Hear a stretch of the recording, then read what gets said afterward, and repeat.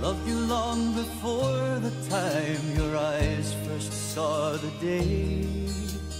And everything I've done has been to help you on the way. But you took all that you wanted, then lastly, and for kingdom, for the life you believe.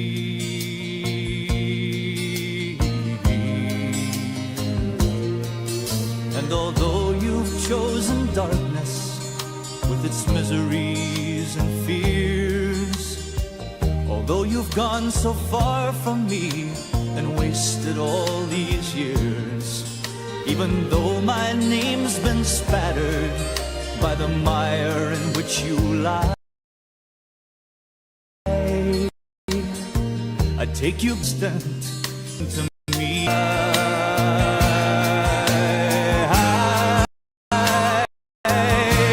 I don't care you've been sleeping, I don't care who's made your bed. I already gave my life to set you free. There's no sin you could imagine that is stronger than my love. And it's all yours if you'll come home again to me.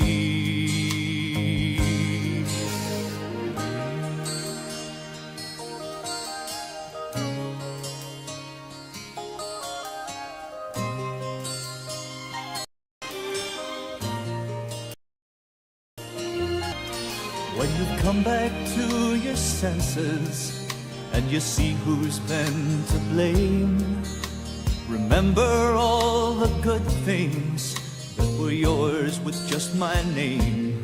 Then don't waste another thought before you change the way you're bound. I'll be running out to you if you'll only turn around.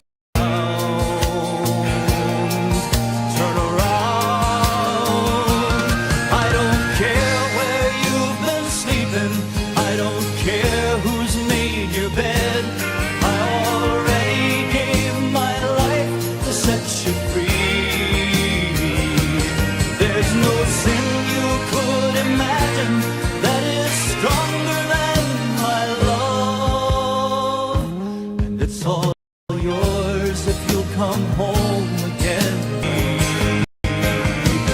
I don't care where you've been sleeping, I don't care who's made your bed. I already gave my life to set you free. There's no sin you could imagine that is stronger than my love. And it's all yours if you'll come home again to me. I don't care where you've been sleeping, I don't care who's made your bed. I already gave my life to set you free. There's no sin you could imagine that is stronger than my love.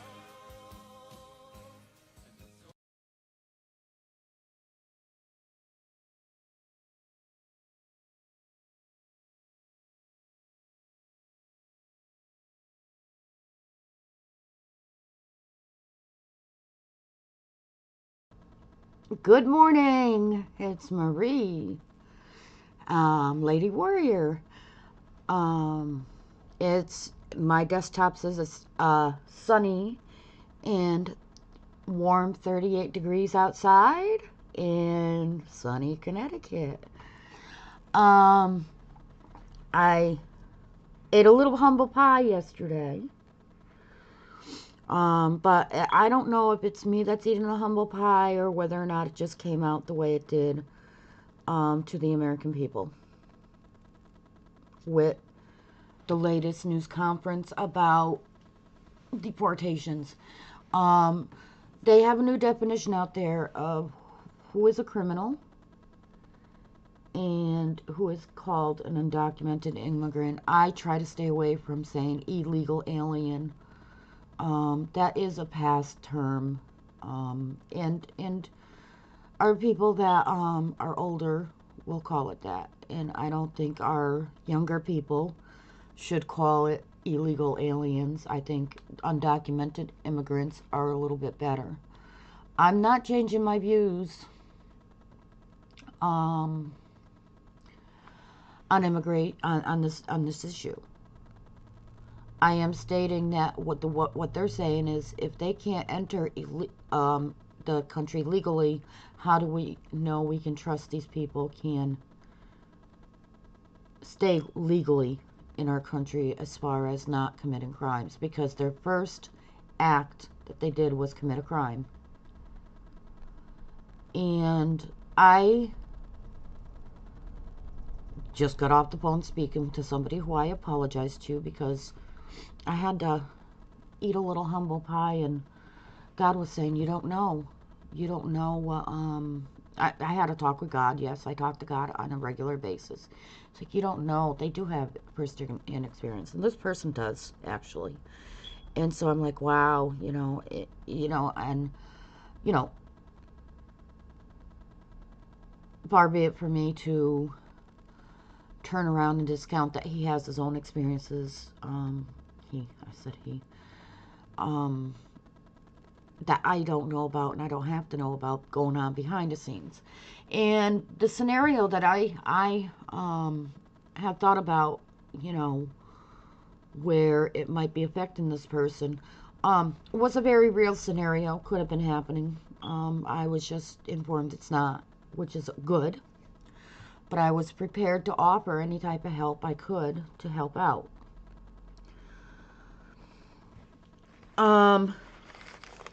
They are taking people off the street, and they are taking the undocumented immigrants off the street. At first glance, it looks inhumane. It looks like it's such a bad thing for these people. These people are being brought out of countries that are poor, and people are murdering people. And it's just a bad scene down in South America. It really is. And unfortunately, this is what the Biden-Harris administration did. I should say the third term of Obama did. To these people by allowing them to cross the border illegally. This was not the immigrants' fault. This is the immigrants being affected by the selfishness of the last administration. Now, I know what you're going to say. How is that the immigrants' fault? Why is he going in and taking them out? Well, we have, I just saw it today again. There was a post on Twitter that how many billions of dollars spent allowing undocumented immigrants in, and spent on children that are basically unaccounted for, that cross the borders unaccompanied. And the person in the higher place that knows about these things, and I'm saying this straight out, okay, a lot of you people do not like Elon Musk. But he's been in those tunnels. He's been in these places. You can't know about the swamp without being in that swamp. And I'm talking about the swamp under the swamp.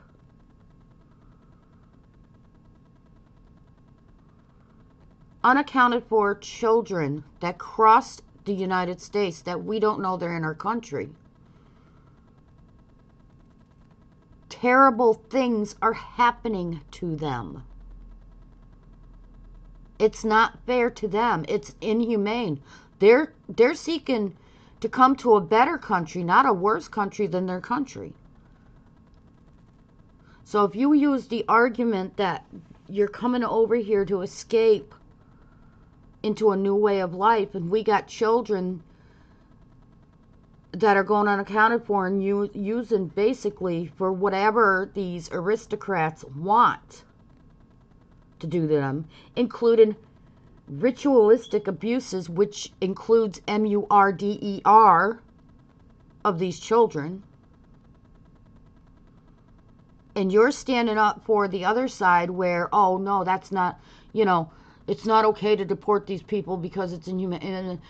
And you're not seeing the other side of it, to where this administration allowed for these kids to be abused, and these women and men to be abused and trafficked and used as sex slaves. I'm going to say it right out because I'm not Montanized. I don't have to watch my language as far as that goes. Because I don't get money for this. And I don't want money for it. I'm speaking out against human and child sex trafficking in a nutshell. And it's not, Diddy is innocent until proven guilty in a court of law. Okay?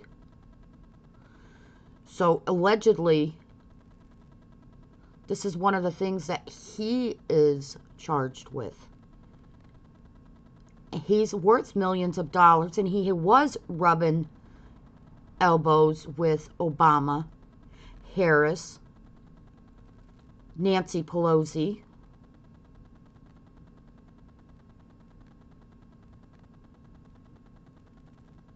he tried to found the Black Party for presidential candidacy. And every single star that backed Harris is affiliated with Diddy. And I got it on a tape where Cardi B is telling him, and he is telling Biden, giving him an ultimatum, you better give us a good deal or we're not going to accept it and we're not going to support you. They must have given a good deal, because every single one of his stars backed her up.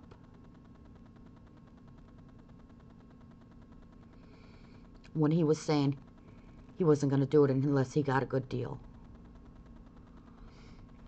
So look at it for what it's worth. I could be wrong, because like I said, everybody's innocent until proven guilty in a court of law. And Diddy got caught, and Diddy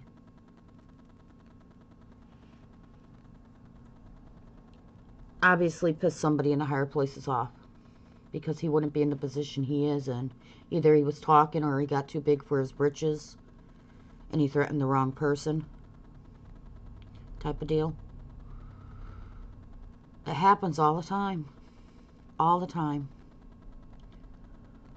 You got people pushing this idea of this is the Holocaust. I got called a racist, QAnon. I have no affiliation with QAnon. No affiliation with Trump outside of pleading with Trump to do the right thing and praying for him to do the right thing by people. And I think it's the wrong thing to let undocumented immigrants in here and be used as slave labor. As far as modern day slavery goes, even if they get paid, they're getting paid peanuts. They're being working all hours of the day. They're not getting time off. Yes, what they're doing with their money is they're sending it back to their family back in their home country. I get that. I get that many of them don't want to go back because these countries are in shambles. I get that. But my viewpoint and what's coming out with a lot of people saying, oh, it's not black and white. It's not good for the American people. It's not fair to the immigrants that come here legally. But it's so not fair to them. To take them and throw them in one city where there's a breakdown of the system.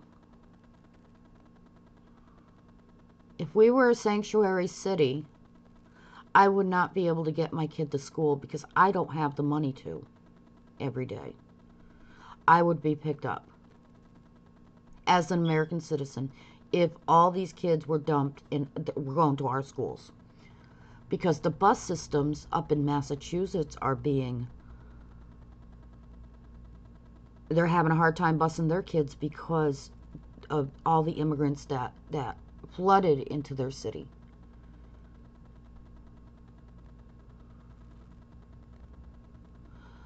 You can say that's a selfish way of looking at it because I'm looking at it, what would happen to me if it happened here? But it's true. What would have happened to me if it happened here? I'm low income. I don't have a car. Don't have money to give for the bus every day.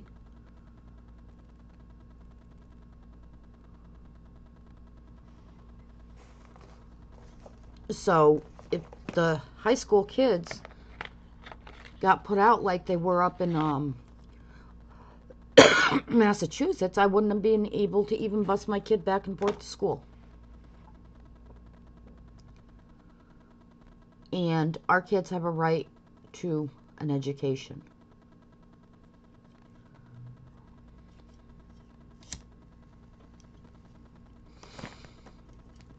And then, when I said I was worried about this person, I got the racist card played on me.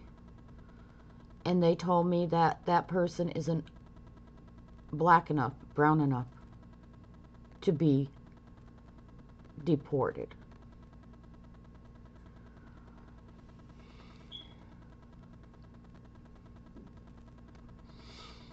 I'm a racist because I don't agree with slave labor, modern day slavery, and I don't agree with sexual or human trafficking or sexual exploitation of these people. I'm a racist because I don't think it's humane to dump people in one city and just leave them. Because, you know, after a year or two, they have to fend for themselves. And if there was all sorts of jobs in that city or housing in that city for these people, that's good. That's affordable housing and jobs. Then we would have a mecca of people that are low income in this, that want to work in the United States, going into these cities to work and live.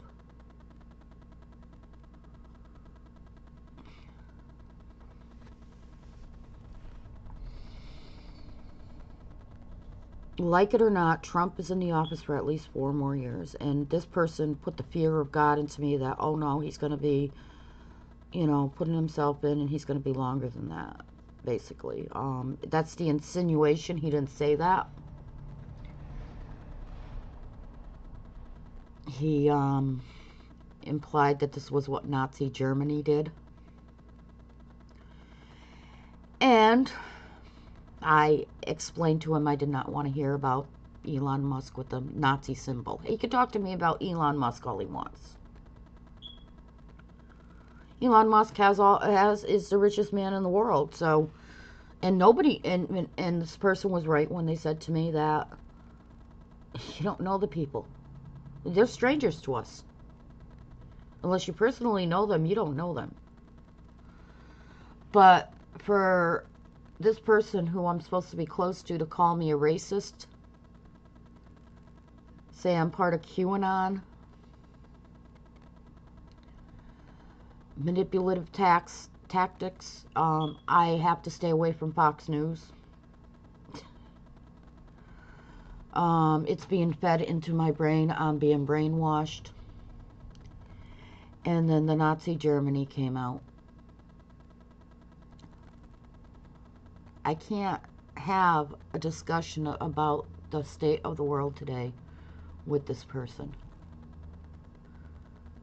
Because they know. I can't believe it. You're a smart girl. Manipulation, you're a smart girl. Why don't you think of it for yourself? That's a manipulative.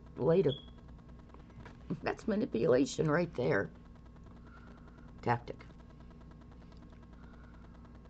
I'm going to get you to think like I do. I'm going to tell you you're smart, and then you're going to listen to me, and then you're going, oh, yeah, I'm smart, and then take the bait.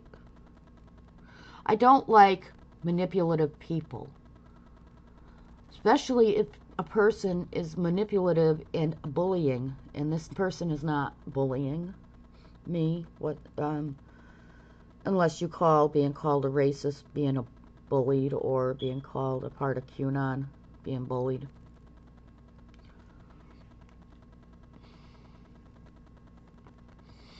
I gotta call it like it is.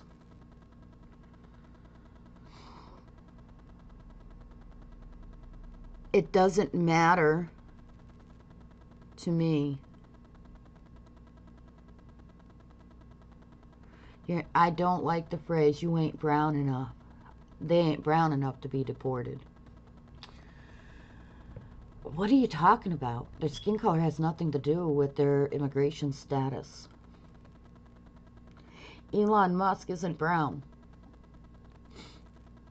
So a lot of South African people who are here illegally that are being deported are not brown skinned. Sorry to say. Take that out of there, because you know what? The place you live, yeah. Geographical places where we had thousands of years of evolution with melanin in the skin. I can't say the word.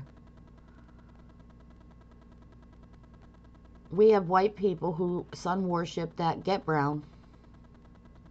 That shows you it's skin deep. Get over it. I'm not racist.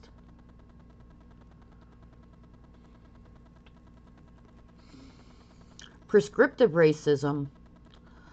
You allow all these people to come in undocumented and then expect them to work for less money, more hours. All you people who are banging hard against this, you give them jobs. You give them a place to live. Bring them in your home.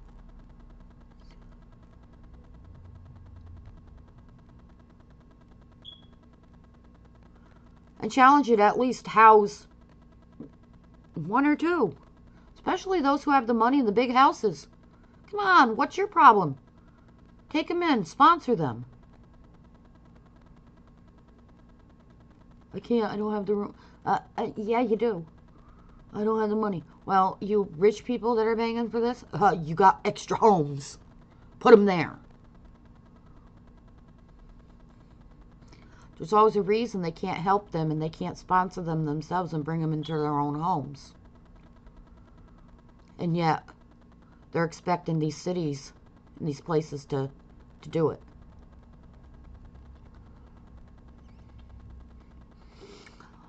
Human trafficking and sex trafficking is a huge problem. It's huge. It's not a small problem, and you can't turn a blind eye to it.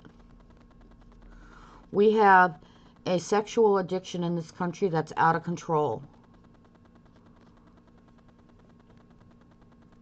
Do you know how many murders happen to spouses that are jealous?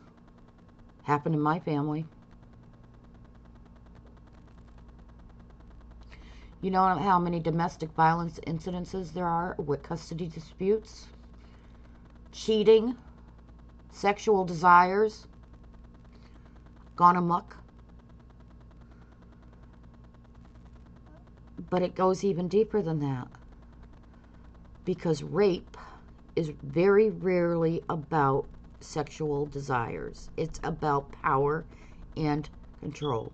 And who has power and control. And that's where I'm leaving that one.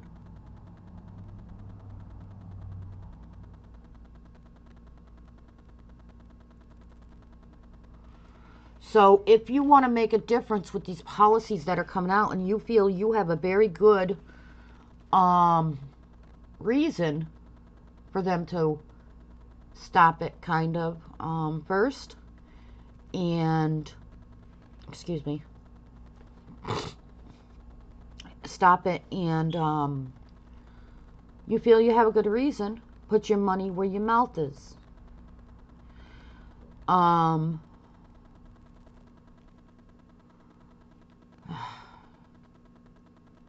We gotta do it this way again. Oop. Are you sure you wanted? Yes. I want to add a window capture.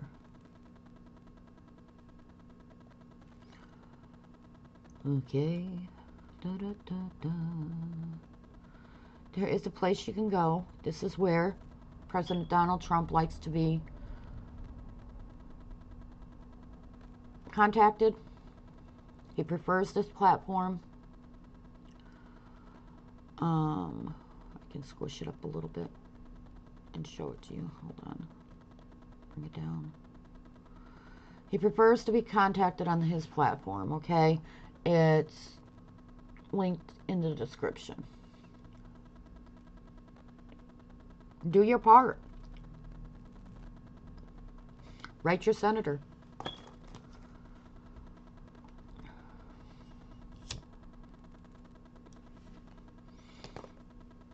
I got Project 2025 thrown up at me too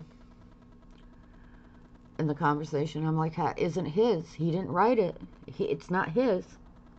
He's not implemented everything down that list. Oh, yes, sir. He commissioned them to do all that. Okay, we don't know. You don't know. I don't know. You don't know either.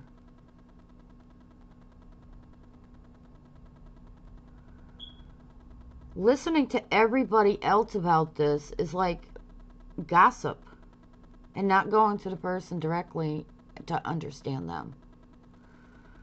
So I've heard nasty things about that person too. So should I just believe every nasty thing that comes out of everybody's mouth that that person did? The one that I was talking to. And I'm sure that person wouldn't want me to just listen to everybody and their brother about what he's done. Or about. Like I said, it's okay not to be liked. Not everybody likes everybody. That's okay. What's not okay is to call somebody a racist, a QAnon, Hitler, Nazi. That's not okay. When you know, you just don't know. Like some white skinned, and I mean, I think I'd feel the same way if I was brown skinned about these deportations because of how inhumane I view it, because of the human sex trafficking. So anyways, you can share your thoughts here, and it's the opposite of Donald J. Trump. You know, you got the information here. All right, you can contact him. All right, you fill all this out. You share your thoughts with. You can either contact Mr. President Trump or his wife and write her. Basically, this is like streamlined so that you keep it short and simple. And I really have a hard time keeping things short and simple. So, you can always request a greeting or schedule a request. I have nothing, you know, I don't want to schedule him. I don't just, and I really don't want to write him too much, because when I do that, he's going to end up skipping me. But, yeah. He does have a social presence on Twitter. He does. We know that he likes to tweet.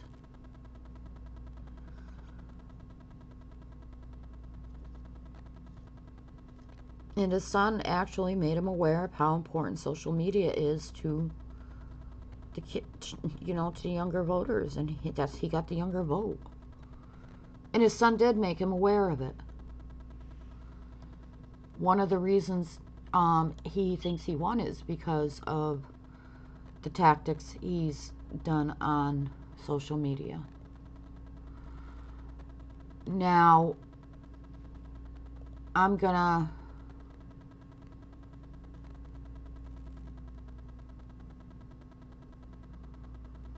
go to here because they're scared about the federal grants.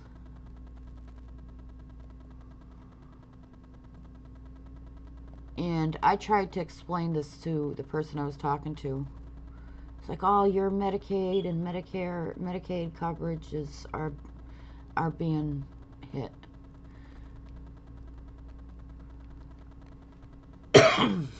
Okay.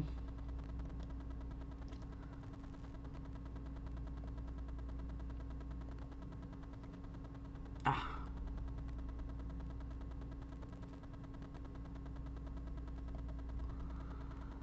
Copy.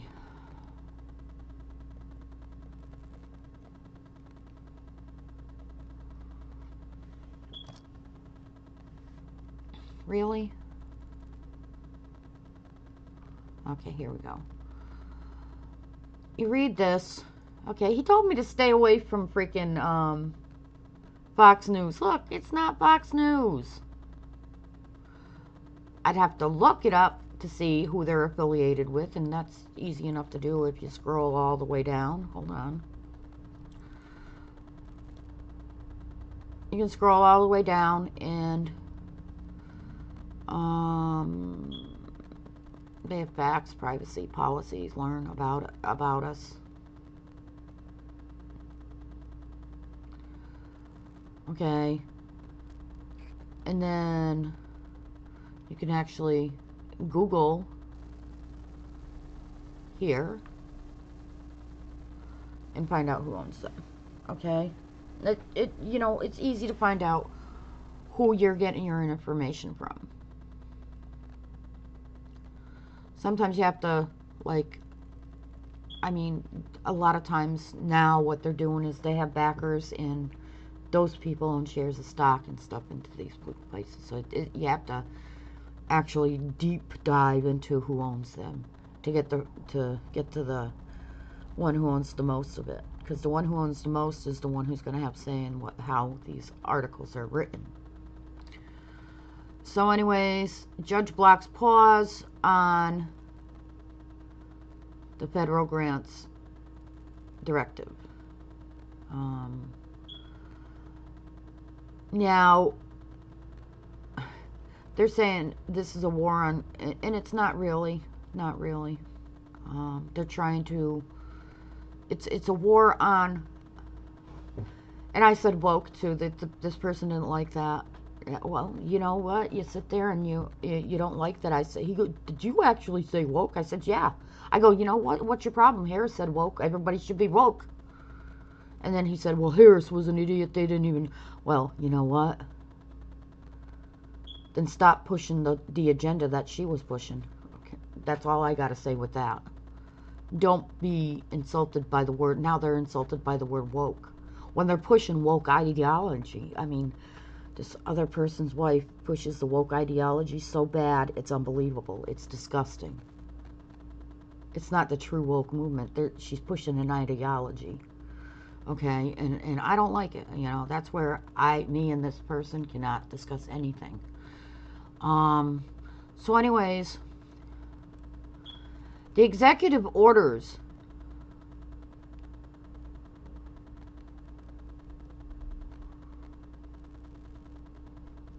were mainly for assistance for foreign aid, non-governmental organizations, DEI, woke gender policy, and Green New Deal. The problem I had with this was they did say that we weren't, the individuals aren't going to be affected with their Social Security and their housing and stuff like that. Well, I don't know about housing programs, but it could affect the housing program that I get. It could affect the middleman that helps me have things in place. Okay. They need to really come forth and come clean exactly with the but not limited to. I don't know where they got that from, because in the bill it doesn't say that. And in the last press conference I saw, she did not say that. However, the group that I work with for my medical they take a lot of low-income families, okay? And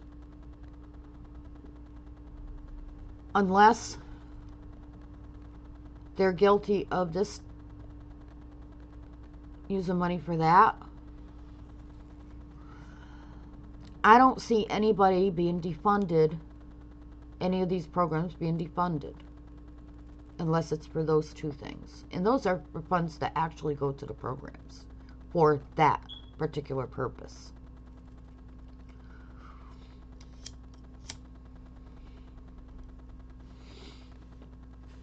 The one I do not trust that's in the office is not, it's not this stuff. This stuff is just new to us. We have to understand that. But the one I do not trust that's in office is my actual governor. And that's up to us to sit there and bang hard to get a new governor in. Because we in Connecticut have had, there's a rumor out there that they got COVID relief funds, $2 million or $1 billion of those COVID relief funds went to counties that didn't even exist. I don't trust that if they're defunded with this, they're not going to blame it on, take away programs that aren't defunded and to like misappropriate funding for DEI and woke gender ideology. And then all of a sudden we are affected. I don't trust Lamont. They all allowed our electric bills to go up 3 times last year, 2-3 times. And we all got hit, including the people who can't afford it.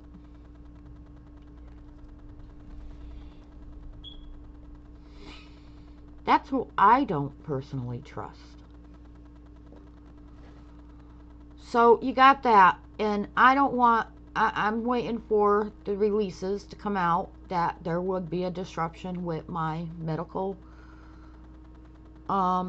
institution that I use, because they're the middleman. They said personally, our funding, like my funding personally, isn't going to be affected. I don't think my insurance is going to be affected.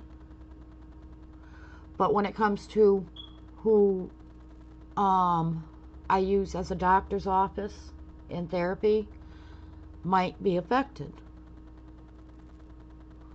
Or my housing help might be affected. And could be just a misunderstanding of the House of the people, lawmakers in office, but I doubt it. Because I know how they were run. Because I personally know somebody who worked in that office with them. And I got first-hand knowledge of the way it runs. And the reason is this person's not going to run again.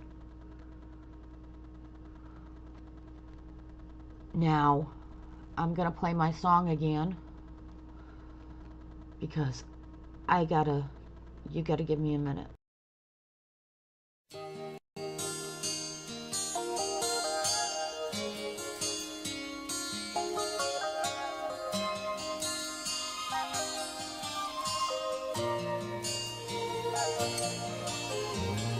I loved you long before the time your eyes first saw the day.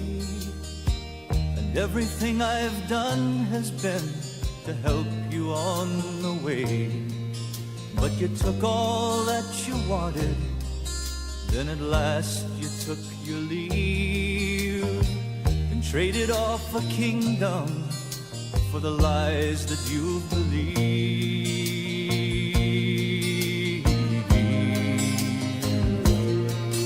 And although you've chosen darkness with its miseries and fears, although you've gone so far from me and wasted all these years, even though my name's been spattered by the mire in which you lie, I take you back this instant if you turn to me and cry.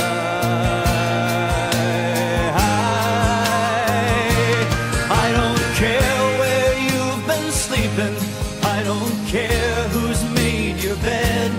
I already gave my life to set you free.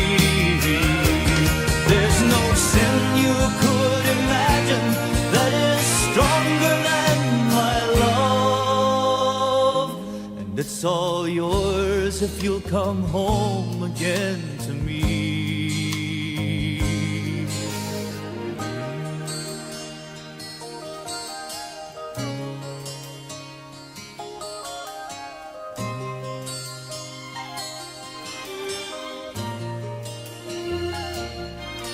When you've come back to your senses and you see who's been to blame, remember all the good things that were yours with just my name.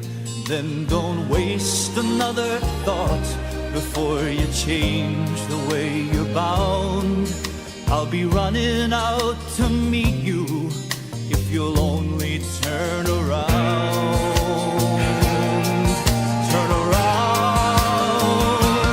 I don't care where you've been sleeping. I don't care who's made your bed. I already gave my life to set you free. There's no sin you could imagine that is stronger than my love. And it's all yours if you'll come home again to me.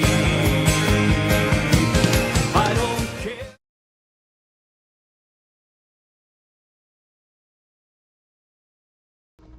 I'm back. I'm sorry about that. I absolutely love that song. It's playing over and over. I got it so that's the song that's playing in my head now, because I hear it so much. But I even thought about something, calling me a Nazi because, or having Nazi ideology is on this side of the, on Trump's side, is kind of hypocritical because of the eugenics campaign that they actually did a ploy with on the other side of the fence, with transitioning children and minors, and with pushing for abortions, and with the jab.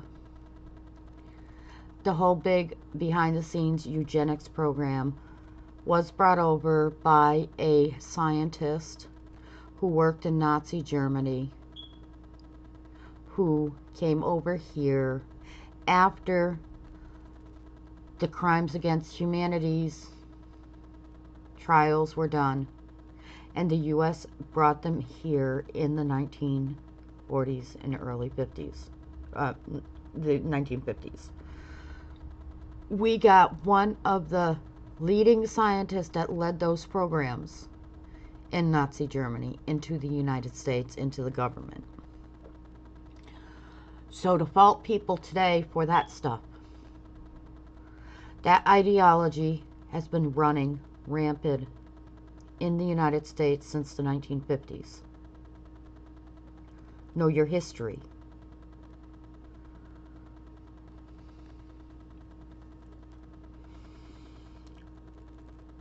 So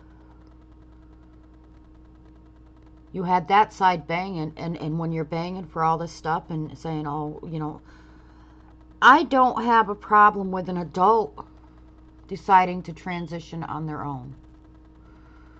My sole problem is pushing this on a 13, 14-year-old adolescent and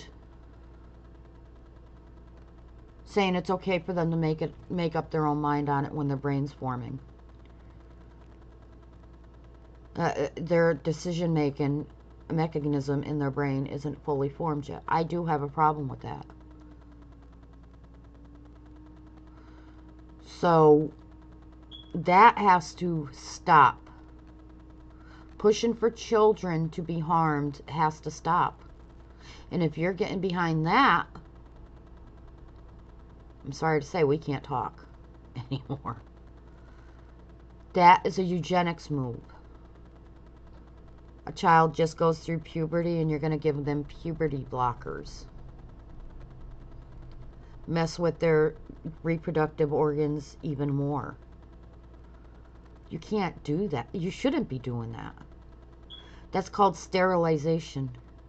Not all people who transition are sterilized, but when you do go through those surgeries and all that, that's what it ultimately leads up to in the majority of persons who are transitioned. That is eugenics. That is population control.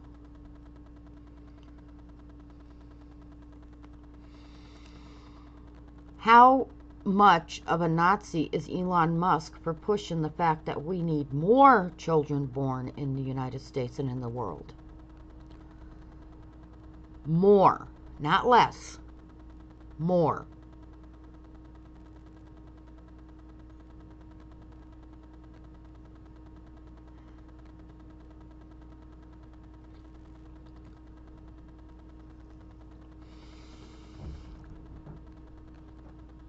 What Nazi Germany did too with children is they had baby farms.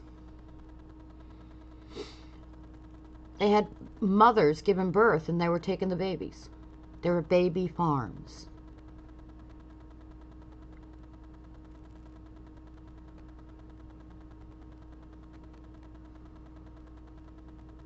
And you can take that more babies born and run with it.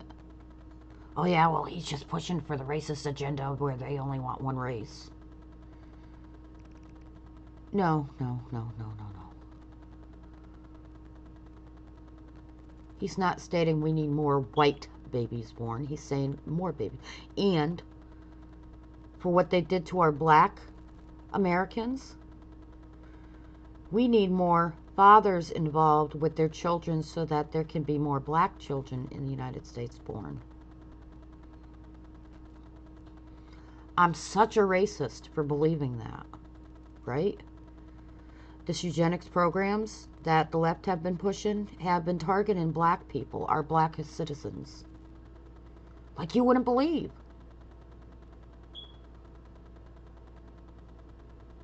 That was out of control. That's out of control. Push abortions on our black people, especially. That's who they were targeting in their campaign with Harris. Pushing for the black person to have abortions. Not to keep the child and raise it, not to have more.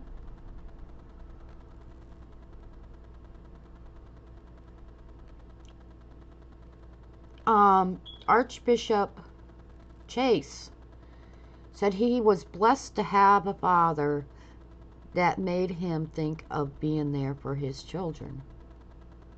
I'm gonna have him on. He's a good character. He's a good man. And if I'm wrong, he does correct me.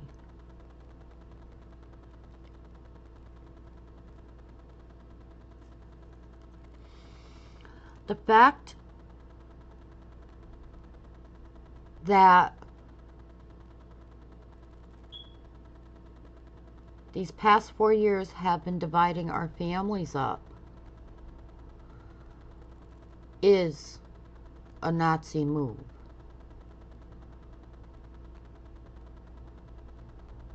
I'm not for that. I'm for keeping families together, keeping families thriving. It's beyond me, anybody who comes from a broken family, who's an adult, who sees what happens to them in the past and how it could have been different, that why you can't see how important a mother and a father are to children in a home. I know a black man in this country that's searching for recognition from his father that he's not getting. A black man. Do you know how many children that are adopted are seeking out their birth parents as we speak? Why didn't you want me? Why didn't you want me? These immigrants that are adults that made the decision to come over here illegally, they know why we don't want them in the country. Sure, come over here legally. Many of them probably don't have the money to do that. I'm not without a heart. However, when you're overrun with people, when you can't take care of your own people, your own homeless population, the people taken in, military veterans that are homeless, you can't take care of them before you take care of migrant, an illegal, a person who's come over here illegally, there's a problem. If you do not take care of your own garden before you take care of your neighbors, your garden's gonna wither up and die. And that's what was happening. Taking in all those undocumented immigrants all at one time. All at one time.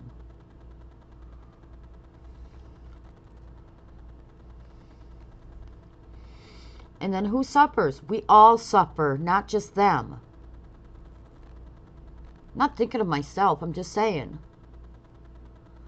You got to look at that. We have children in this United States that are looking for their birth,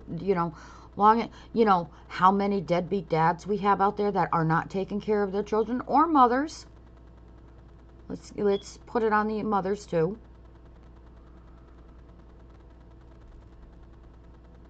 Who are court ordered to pay child support to help out with the monies, who are not stepping up to the plate and doing their job for one reason or another, maybe a valid reason.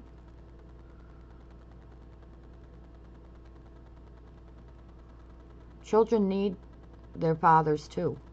They need to know. They want to be accepted.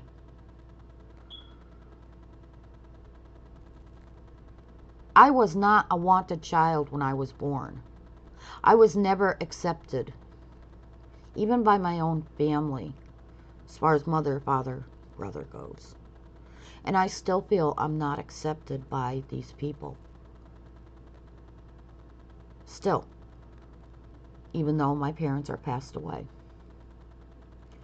My father was a monster. I could see daily what he did to my mother, but I still wanted to get to know him for myself.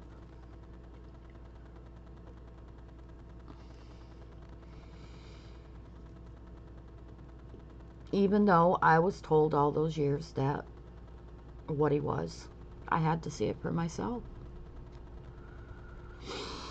So if you're banging for one thing, bang for all of it, is what I'm saying.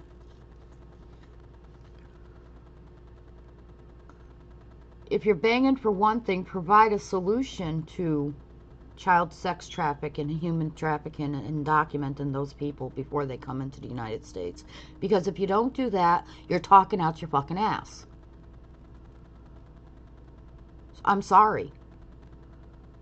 Turning a blind eye that this is happening in the United States of America and all around the world. And I brought that up. I said this is not just a problem in the United States. This is a problem around the world.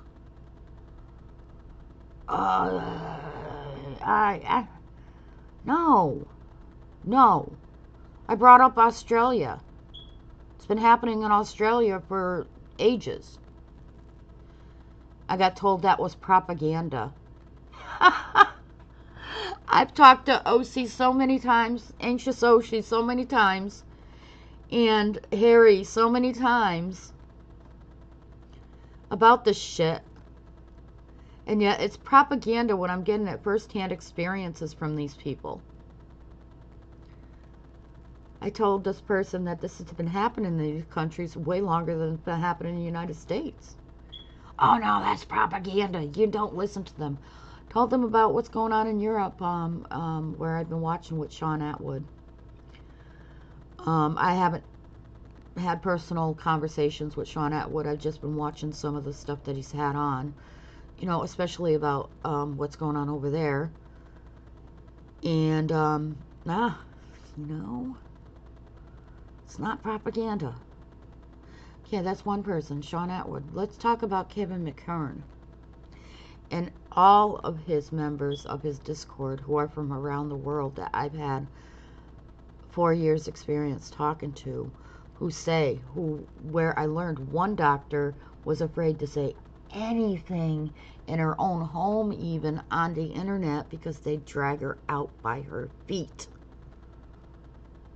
and arrest her and put her in jail. The numerous children being sex trafficked and human trafficking over in the UK. the murders going on in the UK and over there. Ah, man, let's not talk about them. It's all about the United States, right? This is happening globally.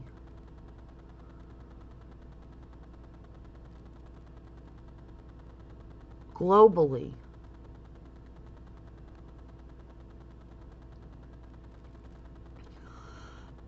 My brother brought up Elon Musk, and I said, just promise me one thing. He's like, what? I go, don't take the chips. Don't take those chips. The chips in the back of the hand and in the forehead, that is the ushering in of something else. And then I brought up the fact that India has their ID cards called BAAL and Ashtira. Well, when I brought up the Bible, I'm not supposed to take that word and what it means. Oh, excuse me. Excuse me. I don't trust Modi in India. And then I brought up that Harris loved her grandfather's government style ideas on politics. Harris's grandfather worked in the political arena in India. So we got these people coming over here having babies, and then they're getting into White House from India. Why do you think Harris didn't want to talk about her Indian heritage? She only wanted to talk about her black heritage. Because, I tell you, we have problems with wildfires in California and them not turning the water on because of all the Greenpeace people. In India, they had a problem with their water where it was a major problem. Major. It just reminded me of that. Major problem. Okay? In India, they don't think of their poor people. You are nothing. You don't exist. You're homeless. You don't exist. You don't hear about them in the news. Tell you, everybody in the world knows about our California where we have homeless camps out. And in Oregon. Not Oregon, but yeah, Portland, Oregon. They all know. The world knows about these places. But in India, do you know about their homeless population? It's non-existent. It's there, though. Those people are there. They don't recognize them as humans. So all these immigrants, if we had that type of system come in, all these immigrants that we see, that these undocumented immigrants, we wouldn't even know they exist. These oligarchs could get, like Diddy, could do whatever they fucking wanted with them. They're human beings. You don't traffic human beings. You don't use them for slaves, slave labor. And you don't fucking sexually assault them and murder them. Oh, that's just too disgusting to think that there are people that enjoy murdering people in the underground that have money. Yeah, that's what I'm saying. That's exactly what I'm saying. Turn a blind eye to it. That's what's happening. These kids are what's happening. I don't have personal experiences like some of these people coming out. Okay? I don't remember any personal experiences with it. But they're there. Not mine, but all these people are having these personal experiences, are being tortured in the United States, where we're supposed to be a land of the free, home of the brave. Come over here, have the American dream. To these people, there is no God, because God's not going down and saving them. They're in cages. They're being tortured, tormented. And yes, used for sacrificial purposes for religion. A dark religion. It's disgusting. But it needs to come out and it needs to be talked about.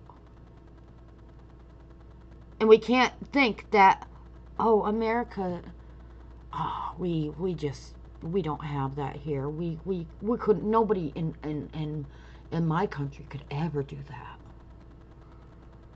Right? Keep banging. Keep banging hard and say that you're doing the right thing by defending this.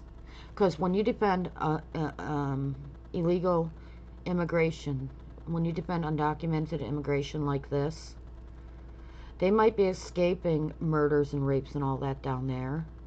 It's out in the open. They do get the people who commit those crimes in those countries, okay? But when you come over this border and you're undocumented, how can we legally protect you from that here? So they're going from a bad situation to a worse situation. They're not getting the American dream. They're not living. These people that are working in nail salons or massage parlors. Granted, it's 1%. It's not every massage parlor. Okay? And yes, it's what I'm talking about, sex trafficking. They're also working hours on end. They don't get to go on vacation.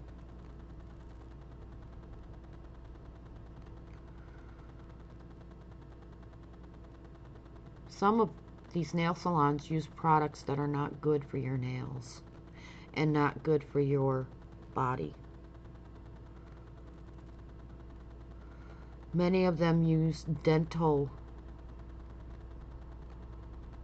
you know, where you get cavities. They take and they use the same thing for dental enamel to replace your cavities that they do on your nails. And when your nails rip off, that's why they're so disgusting. That's why they're so hurt. I've had my nails bruised by these places. That's why it's so hot when they're curing them. And sometimes it burns when they're curing them. It's dental.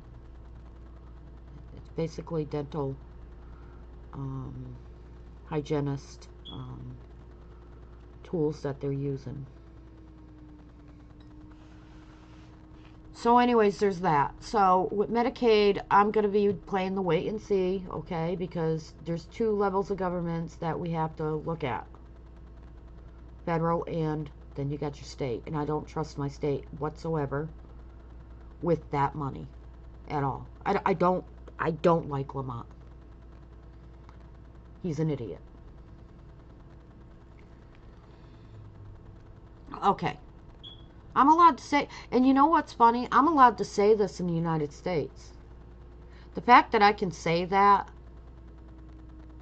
I don't like him wouldn't fly in other countries because they would go and take you out of your house. The fact that you can sit there and say the stuff that you're saying about Trump being a fascist, about Trump being a racist, about Trump being against... I don't know how. It boggles my brain, people. Tell me how much of a racist and fascist, or racist, or how against immigrants is Donald Trump when he has a wife that clearly comes from another country. How bad...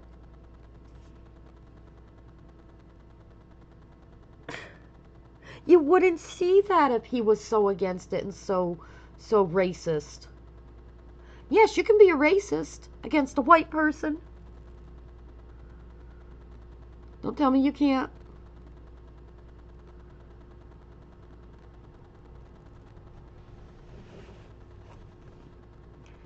He's such a misogynist that he has a lady who was pretty damn strong. She really handled the press good yesterday.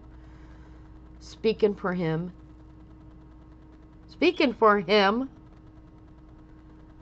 He's such a misogynist that he has a woman speaking for him doing his briefings.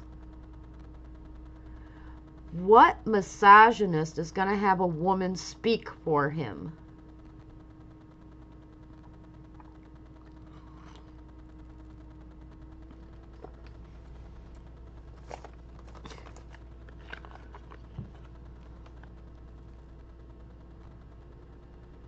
Okay. I'm going to go into this, and then I thought this was kind of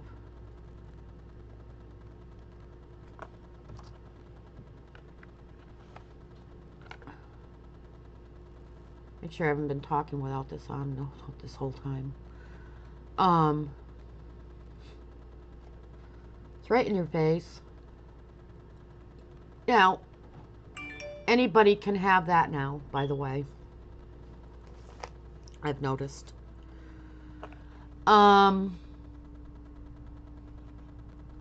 This, oh boy. CNN is run by the left wing. Listen to what this guy says about undocumented immigrants working the fields.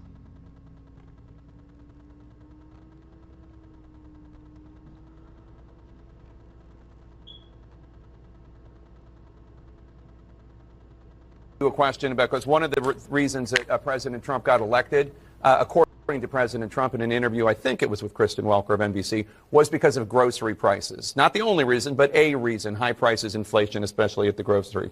The Department of Agriculture says that between 2020 and 2022, 42% of crop workers were undocumented immigrants.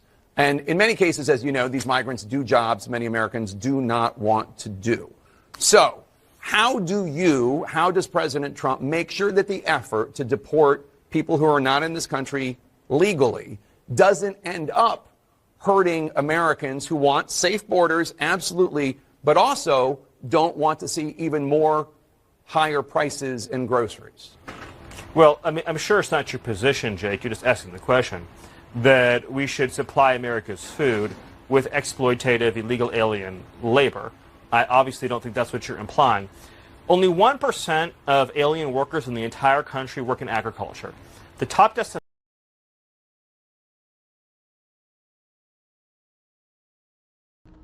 He just shut him right down.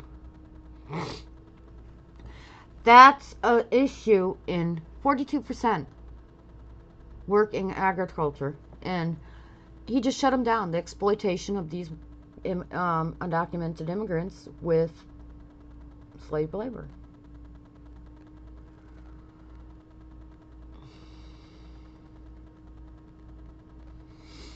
And he goes on to say that only 1% actually work there, and I, will play this out just to play it out, but I just wanted to stop it there. Do you see his face when he shot him down? He closed his eyes and he got upset.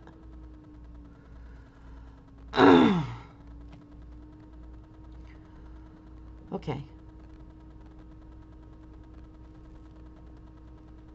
Destination for illegal aliens are large cities like New York, like Los Angeles, and small industrial towns, of course, all across the heartland, as we've seen with the Biden floods. Mm-hmm. None of those illegal aliens are doing farm work. Those 30,000 illegal aliens that Joe Biden dumped into Springfield. I'm talking about the ones that are. But I'm explaining this. It's important to understand. No, you're kind of changing the subject. I mean, I'm talking about the ones. I will give me 30 minutes. I'll go as deep as you want on this. We don't have 30 your audience. I don't have a 30. I'm talking about the ones that work in the agriculture industry. I'm you can come back and we can audience. talk about the ones in the cities. I swear. I'll do the whole answer. The illegal aliens that Joe Biden brought into our country are not full stop doing farm work. They are not. The illegal aliens he brought in from Venezuela, from Haiti, from Nicaragua. They are not doing farm work. They are in our cities collecting welfare. As for the farmers, there is a guest worker program that President Trump supports. Over time as well, we will transition into automation, so we'll never have to have this conversation ever again. But there's no universe in which this nation is going to allow the previous president to flood our nation with millions and millions of illegal aliens who just get to stay here. And we are especially not going to allow a subset of those illegal aliens to rape and murder our citizens. So we are going to unapologetically enforce our immigration laws, and as I'm sure you will celebrate, we are going to unleash the power and might of the U.S. government to eradicate the presence of transnational threats on our soil. So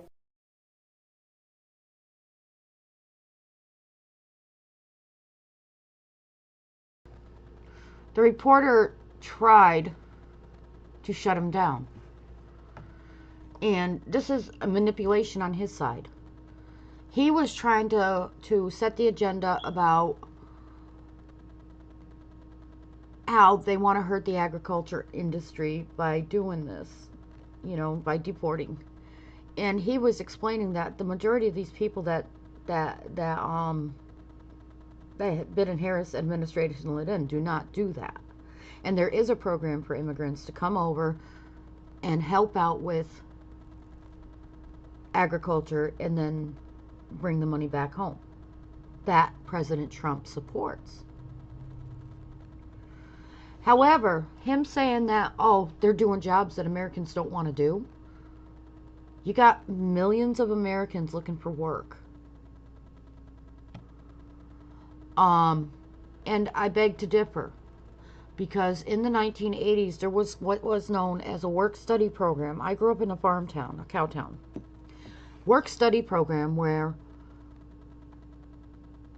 we can get on to do programs. And one of those choices was to pick crops, because a child can pick crops unless it's using the heavy machinery.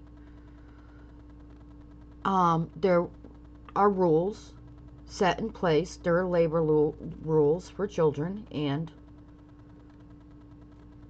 others to do this work, as far as picking the crops. Couldn't use heavy machinery, can't use, you know. But to pick the crops, a child can pick a crop just as good as any adult.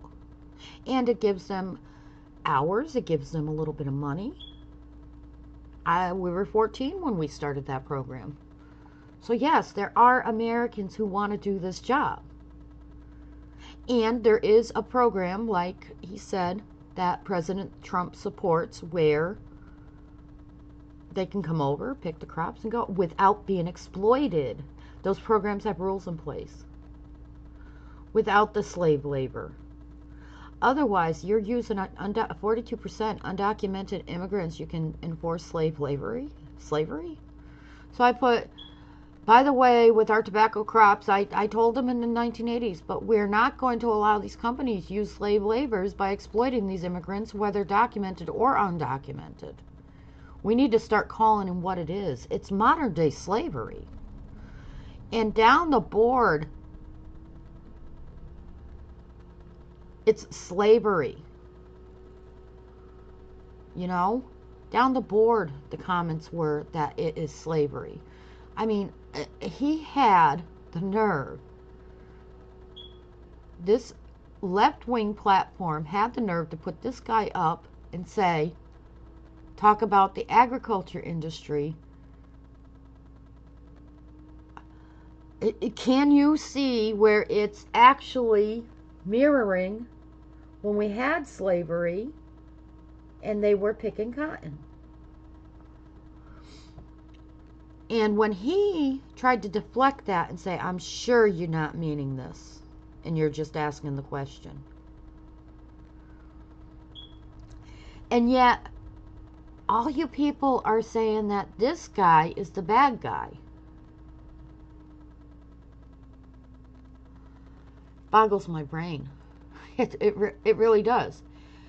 How is this guy bringing all that up, and this guy saying, listen, you're not meaning this, I'm sure you don't mean that?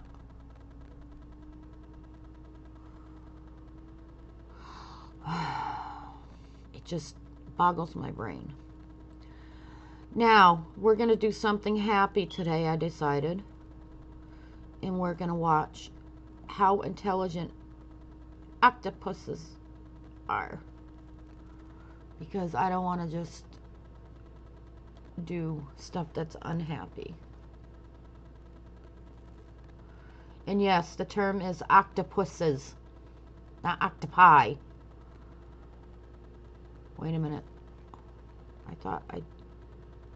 No, no. Why aren't you working? Hold on.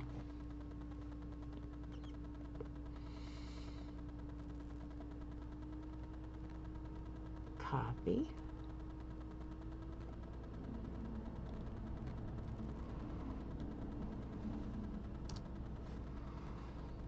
There we go. Where does octopuses, not octopi. Now I'm not.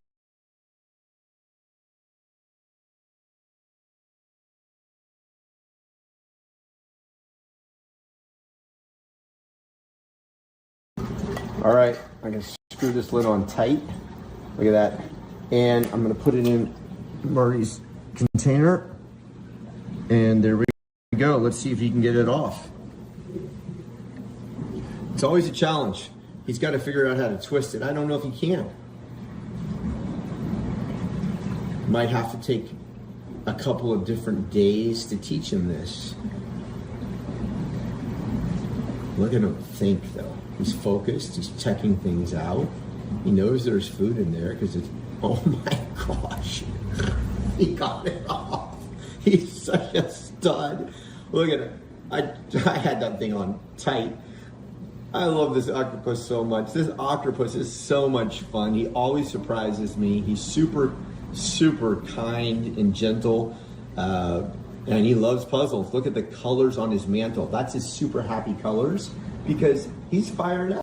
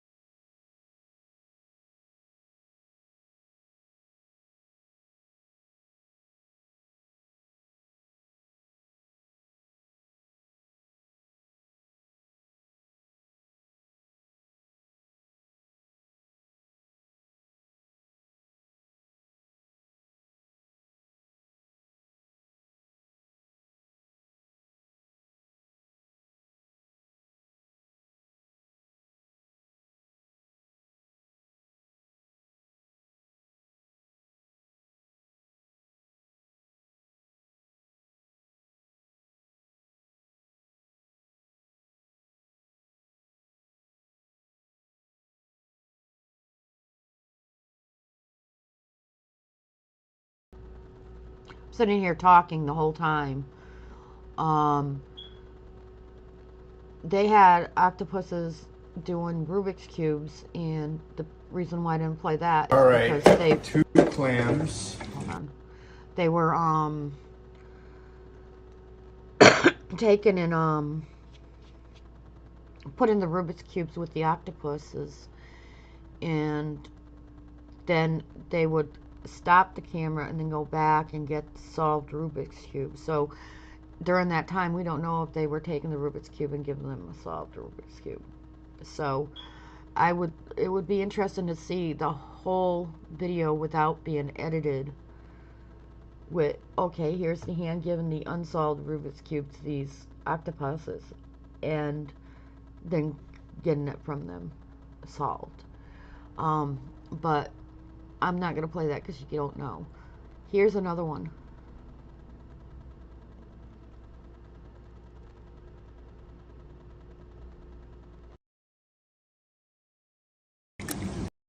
In the blue plastic container. And just a little challenge for Marty. I mean, he's really digging these challenges these days. I don't know how he knows to go to the top right away. That kind of throws me for a loop. How does he know the opening's not on the bottom? Well, that was easy. That wasn't even a challenge for him. He just got that lid right off.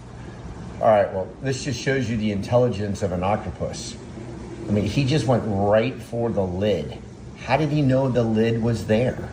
Oh man, look at that. That's the happy octopus eating 2 clams, not 1. Octopi love clams. Crabs and clams are Marty's favorite food. He also gets shrimp, both live and, I guess, frozen. All right.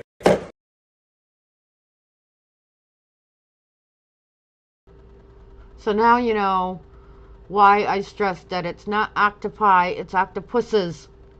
Because every time I see that part, it really, really bothers me. But why are these octopuses so intelligent? I was watching a documentary. Part of the reason is, well, I think it's in this, the reason's in here. If it doesn't say the reason, I will say the reason. But I'd rather have somebody intelligent talk to you about what they know about octopuses. But it's really, they're amazing creatures. So let's go to this video and watch this. It's a little longer. This one's really interesting. It talks about the genetics. March 2018. A scientific paper sparks a sensation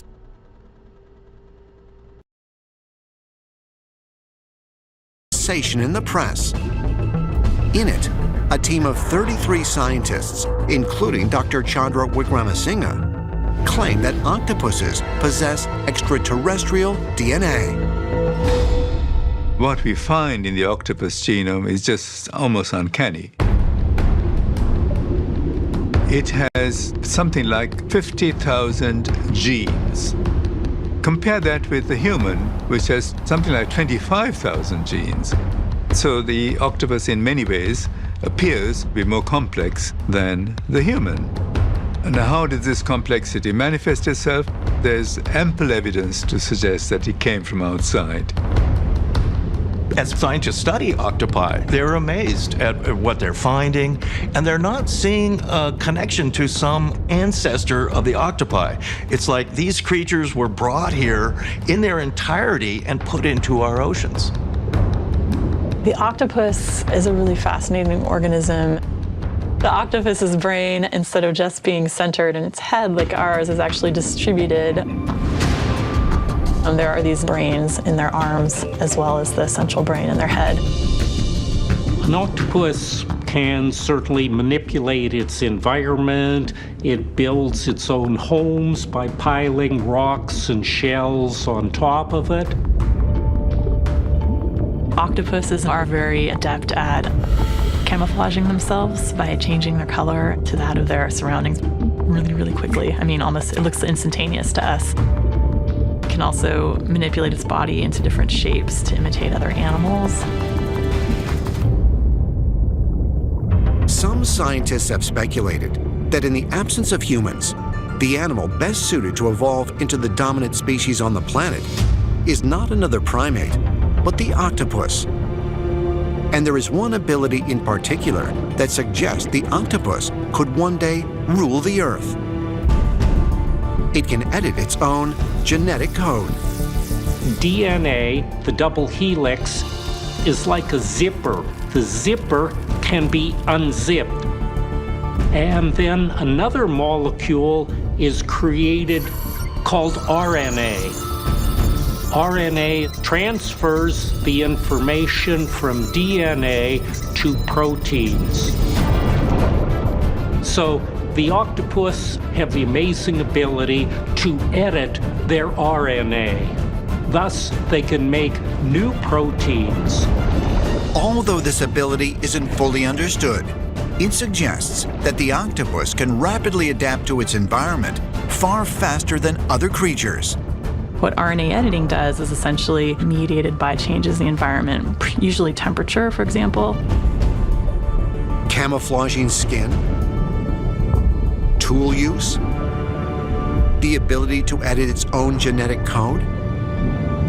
Is it possible that this extraordinary creature with 3 hearts and 9 brains, is not from Earth. Perhaps evidence can be found by examining mythological accounts from across the ancient world.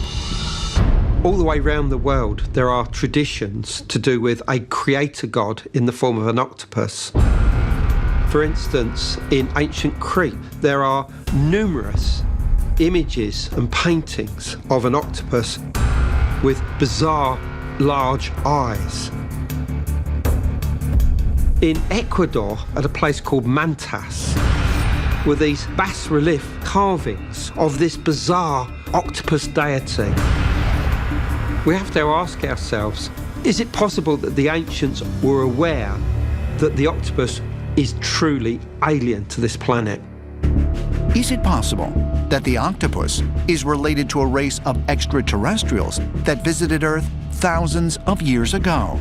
Or did our ancestors encounter intelligent creatures that were the result of alien experimentation?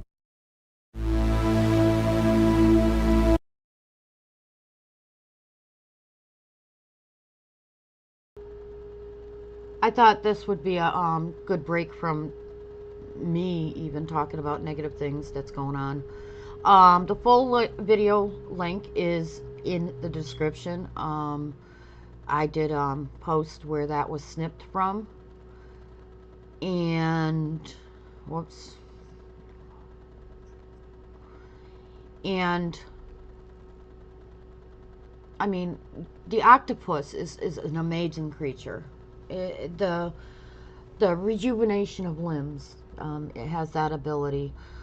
Their colorization, changing their color, as you can see, they adapt to their environment, but they also change their color depending on what their mood is too. One of their defenses is ink, throwing ink out. I mean, they're amazing. I mean, you can. I was trying to explain it with the last video, but I had my mic off while I was talking, and what I was trying to explain is one of the reasons why many people should not own an octopus in their tank is they have to be prepared for the intelligence of the octopus to escape, because you really have to have a secure top, a secure tank for the octopus, or else they're going to get out and you're going to find them on the floor crawling around, which puts their lives at danger too, because you know they're sea creatures. In our sea, we have amazing creatures, and I'll try to bring one each day with my other news that I'm doing. And I was gonna do the talk they had the other day, but it's like a day old, about what basically the takeaway from that is we got to get used to the fact that they're going to use the term illegal alien or undocumented immigrant for anybody who entered, and they're going to say they entered illegally, and that's the term. They're criminals because they entered illegally the United States, and that's why they're calling them criminals. When you do something illegal, that's what they call them. They call them a criminal. So, again, it's how we react to it that matters. We're not going to change the fact the next 4 years they're going to call these people criminals. We can change the way we react to it and say, okay, you're just like they're calling them illegal aliens. I refuse. I don't like that term. I would rather say undocumented immigrant. So I can change the way I talk, but I can't change the way they are talking. So I'm not going to be offended about them saying what they're saying. I choose not to be offended at the fact that they're saying that they're criminals, because in essence, if you look up the word, you break the law, you're a criminal. Whether you intend on breaking it or not is neither here nor there. We've never had a justice system where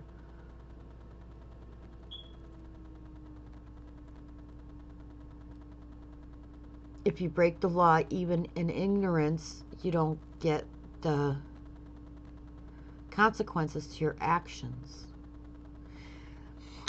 Unfortunately, this is the consequences not only to your actions because you were doing something that Harris promised, and honestly, you take a bunch of people that don't speak the language, you can manipulate them into doing all sorts of things. And that's another area.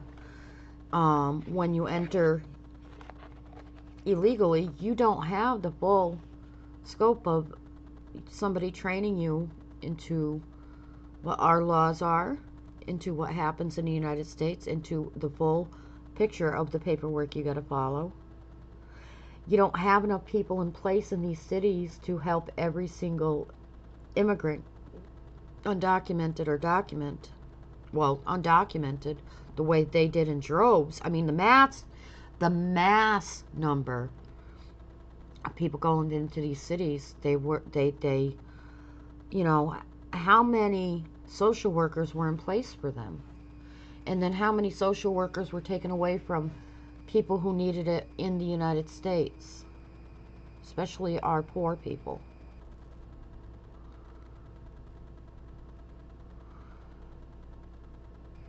We can have a heart all we want as far as, yeah, they're coming out of bad situations, and they really are. However, you can't go from a bad situation and going into a worse situation either.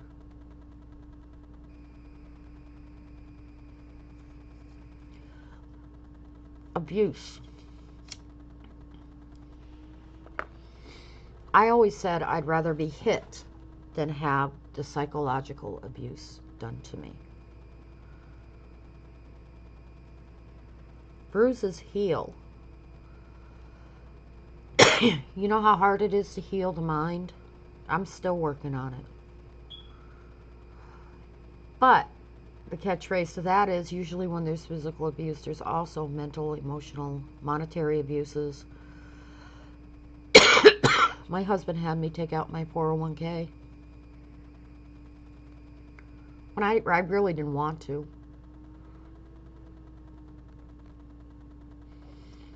But I was so afraid of him. You got to realize in the United States, this fear is mental abuse to all Americans. It's mental abuse. You want to know where all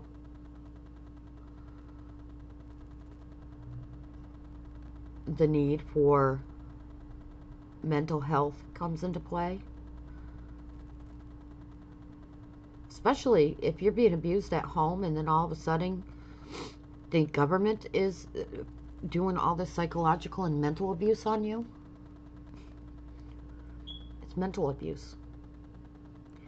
Financial abuse.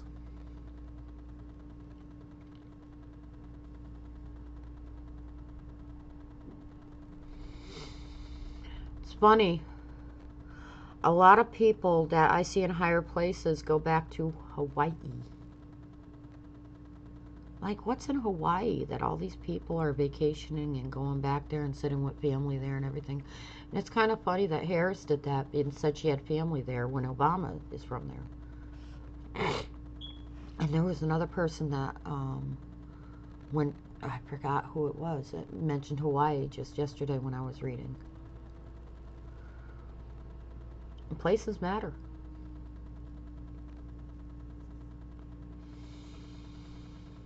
I don't know how people are calling Musk a Nazi when he's so for having babies and having families. That's not in the Nazi playbook. It's not. When he's standing up for people being trafficked. I mean, I can go on Twitter right now, and that's what I'm going to do. I want to show you something on Twitter. What Musk said recently. I think I mentioned it.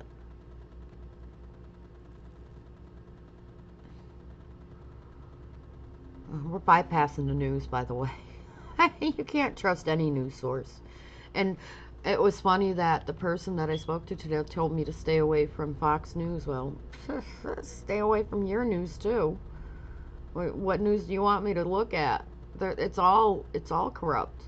It's all, you know, you got your left wing and your right wing.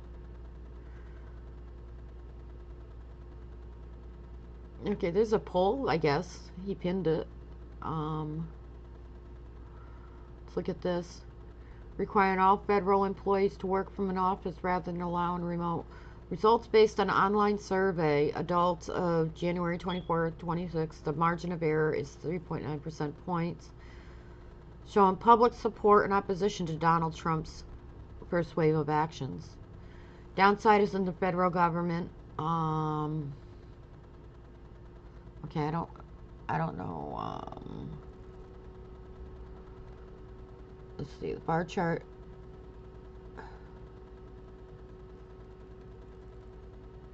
Support and opposition. So support must be the orange and the opposition must be purple. They're almost equal. There's a few in there that are unsure. Requiring all federal employees to work from an office rather than allowing remote work. I think ones that have families should be able to have to work from home. So I'd be in kind of the middle, because a lot of times, you know, you need to, I don't know. But I think that it depends on your situation, personal situation with that. A lot of people that are sick too, that have, you know, if they're allowed to use computers and work from home, like if you're healing from something, it might be good. You know, there's pros and cons to everything there. Imposing a hiring freeze on all federal government agencies. This is also a gray area for me. Is the middleman between, like, me and the government. Like, how is it going to affect my healthcare facility that I go to? How is it going to affect my housing? Stuff like that. It says it's not going to affect the programs that are personal, so then my housing shouldn't be affected, in where I go to for my medical care shouldn't be hit either. But there's a gray area that if there is certain practices within both of these middle companies where they use that type of funding they're trying to defund them for, there might be a result that impacts me and my daughter. And we also have the fact that we have a man who has very iffy practices, and a governor with the Democrats in office in our state isn't very reliable. So that's a gray area for me. So this is kind of, both of these are where I am, actually. I'm in the middle, and, you know, could go either way. Easing restrictions on fossil fuel drilling and production. I'm all orange there. Unless it comes to, okay, how good is it for the environment? Because I do know these lithium batteries, the way they're mined, are not good for the environment, stuff like that. Or when there's an issue, throwing them away and leaking into the soil, not good for the environment and our food. So, but for the most part, you got to ease the restrictions. Come on. You want to really? Okay, ease the restriction on fossil fuel. Is pretty cheap to pay for our fuel. You want to go to all electric with that? And honestly, our electric went up in our state 2 or 3 times. And so now you want me to heat my home with electricity. Our electric bills are out there anyways. that would have to be what you would have to do is compare and contrast what our electric bills would be if we had to use them for heating all the time, as opposed to how much more that is, as opposed to how much it costs to heat it with oil and gas. So, and that's done by somebody that's more intelligent than I am there. Downsizing the federal government.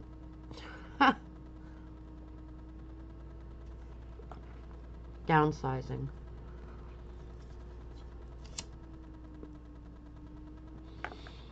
I'm not for downsizing if they mean taking away a lot of people's jobs. I'm for reorganizing the federal government. I think that the federal government that we do have in place today is not working as a whole with political things, politicians. I think there's a way to make it more efficient. I think there's a way to make it so that our tax dollars are being used better. I don't like the fact that our tax dollars were spent on pickleball, for instance. I don't like the fact that our tax dollars were used to bring adult entertainment into our schools. I don't like that is where or if you call that downsizing, but restructuring our federal government. It's not, something's not working, something's broken.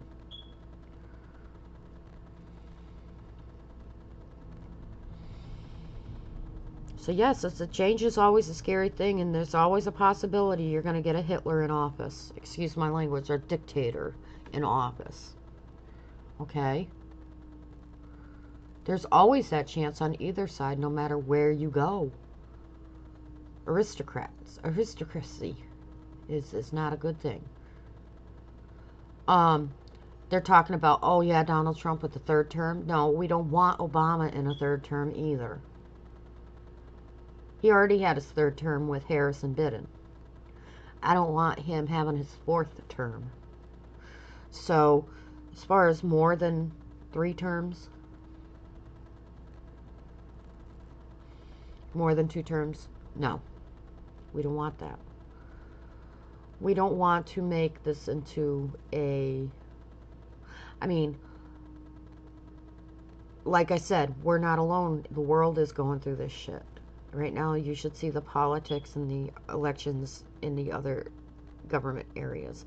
I'm going to have Dr. McCarn on here to speak more about that. And Dr. McCarn is not everybody's cup of tea, and he does speak along the lines of ethnicities, and he does speak along the lines of being against certain groups of individuals. But he has a heart, and he has experience to know. So I'm definitely going to try to contact him today again, see how we can get him on. But yeah, I think they should have added immigration to see where people are with this whole immigration thing in this thing. But it's an interesting poll. Oh, wait a minute. There is another thing added to it. So support is the orange, don't know is the gray, and refused, and then oppose is this. Ending requirements that government employees report gifts or investments. I'm opposed to that. We're not ending those requirements. Only because I don't want our tax dollars paying for it.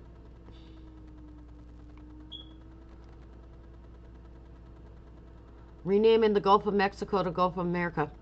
That to me is, I'm not opposed and I'm not for it.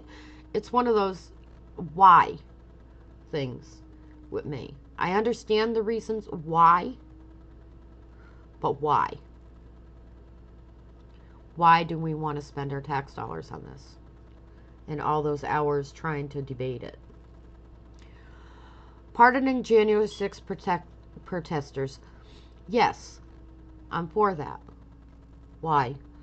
Harris did a campaign to bail out all those other people who destroyed our cities. The protesters, we need more information about what went on that day. Because they're not, at the January, all the right-wing ones are not the only players in this. You've seen Antifa in there planting things. Now, Antifa is known to hijack any cause they can do to wreak havoc in our cities and do destruction. To agitate. They're paid agitators.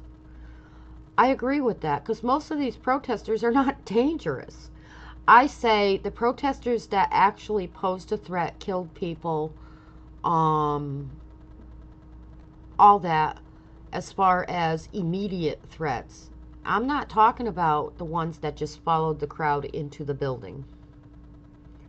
Because when you got that type of energy going at that time, then that type of energy really, really, really, really has an effect on a person. So we don't want our tax dollars going into housing these people that are in jail for doing something like this. Just like you don't want your tax dollars spent on deporting immigrants that illegally entered the United States. Most of these people have families and they're just doing what they were doing what they felt in their heart. New tariffs or taxes on imported goods from Canada. I agree. I agree. We want more manufacturing jobs in the United States. We want more. We are capable to do this stuff. We don't want to be subverted by other countries bringing their, buying out our companies because we don't have any way of, when we had COVID, we didn't have the proper amount of PPE for people. Now, I know a building that just got torn down next to our hospital that could have been used, could have been rehauled and brought up to code and been used to make masks and different medical supplies that we could have used for our own hospitals in the area, but also distributed across the United States, and we just don't have that type of thing.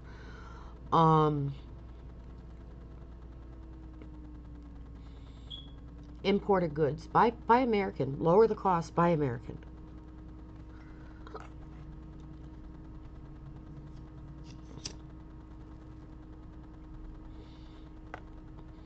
End in birthright citizenship. Okay, here is where I was on the fence with it. Okay. Now, this law, as they stated, was originally made for when there was slavery. And so that the babies of those slaves could be American citizens. I agree with that. I also agree with the person who comes here on a marriage visa or a visa that is lawfully entering the United States. If they have a child born on American soil, they should get American status right away without loopholes. Because if you end up birthright citizenship and you have a person that is over on a marriage visa and has all the proper documentation, stays in America, keeps their documentation up, and has a baby, that baby should be an American citizen.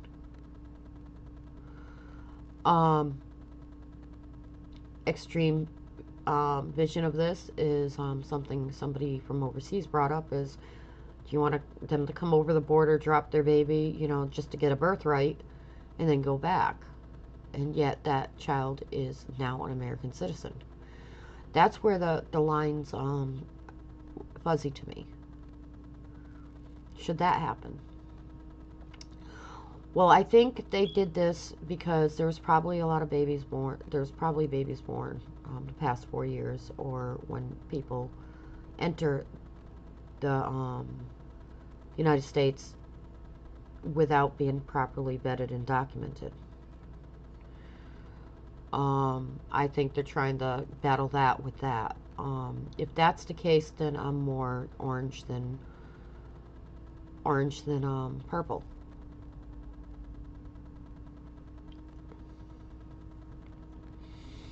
But then it leans more purple when you think of the fact that are they guilty of their parents' sins? And then there's that, okay, these people, you are banging on the left side for abortions. I mean, come on. And in federal efforts to hire women or racial minorities.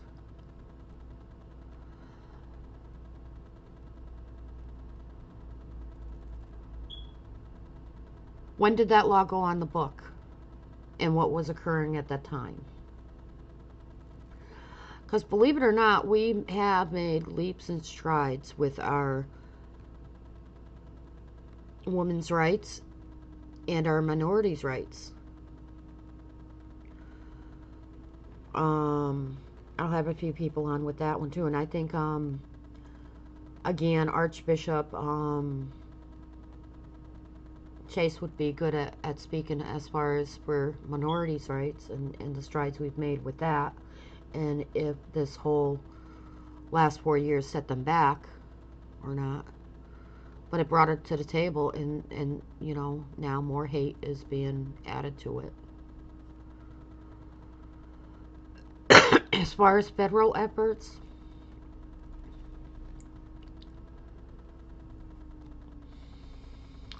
I'm for defunding the children getting sex workers in school, or the weaponization against, you know, of I'm for ending the weaponization and the radicalization of these minority groups, and to throw it in our faces and to hurt the United States. For ending the federal efforts to do that, to defend that. But as far as the strides that we've made for women's rights and minorities, I do feel it should be based on merit and not whether or not you're a certain gender or a certain race. Honestly. And that's not from what the government tells me. That's not from what the mainstream media tells me. That's not from what anybody, because I hold the same standards for everybody, and I think it's a disservice to minorities and to women when you tell them they can be hired just because they're a woman. For I think the base pay for each job should stay the same for men and women, and no matter who you are, based on your merit.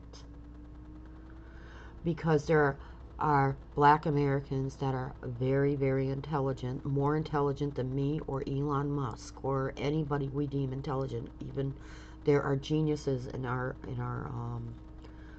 minority groups and in our women's groups that can merit the job, that can win the job based on merit.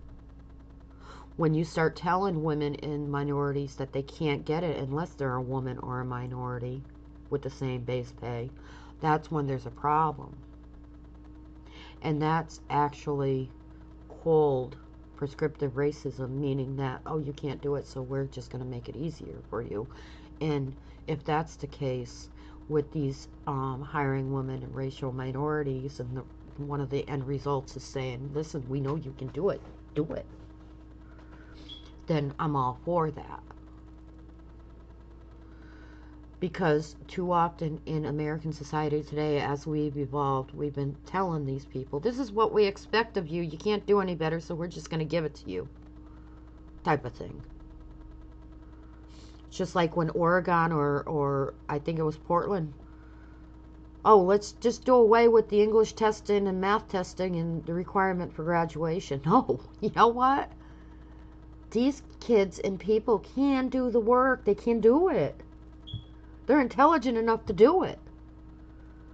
Okay, maybe the urban slang and you know, Urban Dictionary gets in the way of that. Maybe language barriers get in the way of that, but it's not the person themselves. They're intelligent people. They can do it. I know what one of the parenting skills that I've gotten was you encourage your child to do something. You tell them, I know you can do it. You build them up. I know you can do this. Like my talk today, oh, you're intelligent enough. That was used as a manipulation tactic.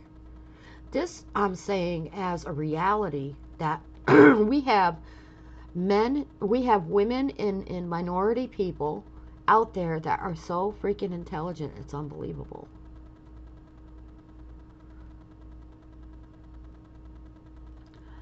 I think the problem is when your government and when your average parent says you can't do it.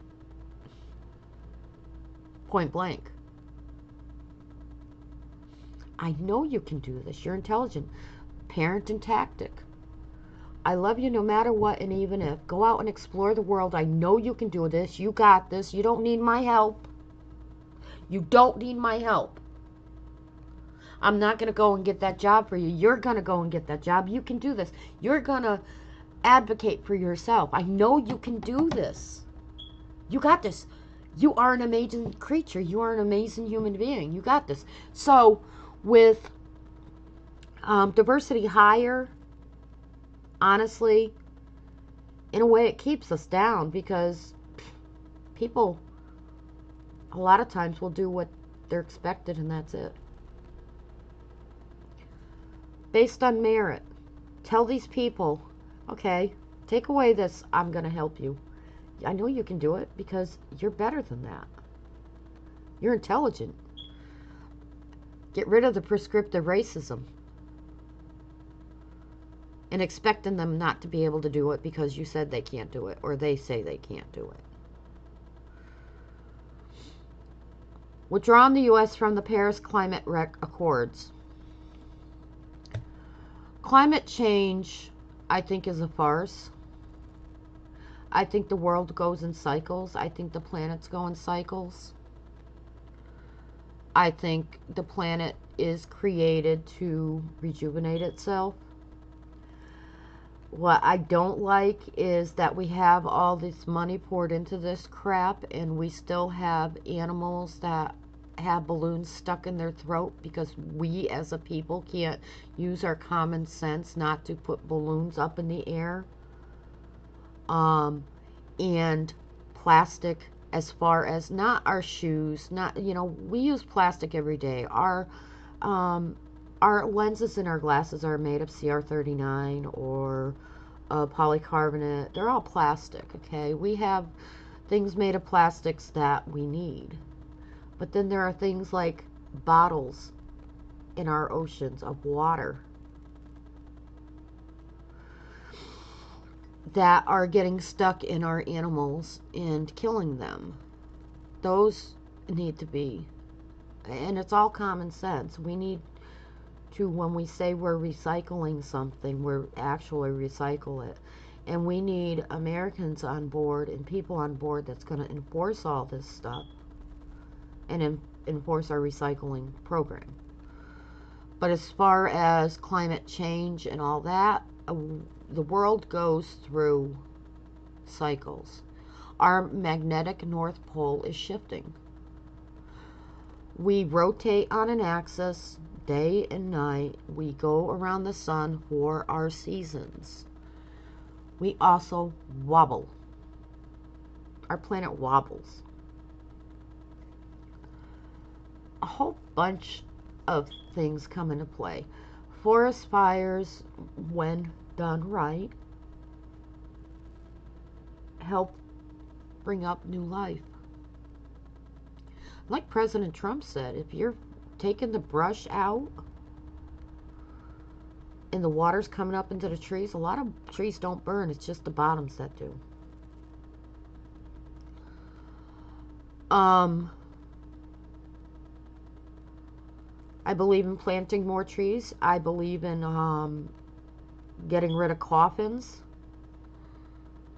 and tombstones that litter our earth, that take up a lot of land, and replacing them with putting our ashes, if we're cremated, into a root ball and planting a tree to help the environment replenish our oxygen. That's a good idea. But as with anything else, climate change has turned into a cesspool for these money grabs. So it's a farce. So I'm going to have to say I am for withdrawing the U.S. from the Paris Climate Accords. New tariffs or taxes on imported goods from Mexico. All the way, baby. New tariffs or taxes on imported goods from other countries. All the way, baby. Money talks, bullshit walks. Money talks, bullshit walks. Delaying the ban of TikTok in the U.S. Now, here's where people are mad at Trump, because he's the one that put the order that we were going to ban TikTok in the United States. Last 4 years gave Trump downtime from being a president, and his son, Barron, who I think is up and coming and can do great things for us, for a lot of people.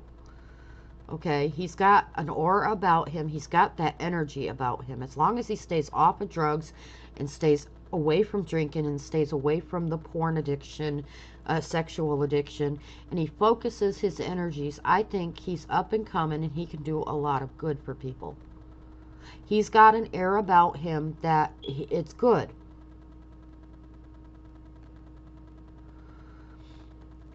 Now, he's the one that got through to Trump. You don't want to be on TikTok because a lot of the younger users are on there, and a lot of people use that platform for other things. What I am for is actually looking at TikTok and seeing where the kids are actually going. Because there's people like Billie Eilish that has this whole, or is it Billie Eilish? It's one of the, I can't think of her name. It's not Billie Eilish. One of the stars, singing stars, had this thing where another person accused them of sexual battery, rape, and the children that are under 18 are fighting about it and calling each other rapists and stuff, and you cannot do that. They need to shut down those platforms on that. That is not your everyday free speech. That is teaching our children to treat each other badly and call each other names that, quite frankly, I do not believe in saying somebody did something they didn't do. And if this person actually had this complaint about this person, there should be charges brought up against them instead of bringing it on a social platform. And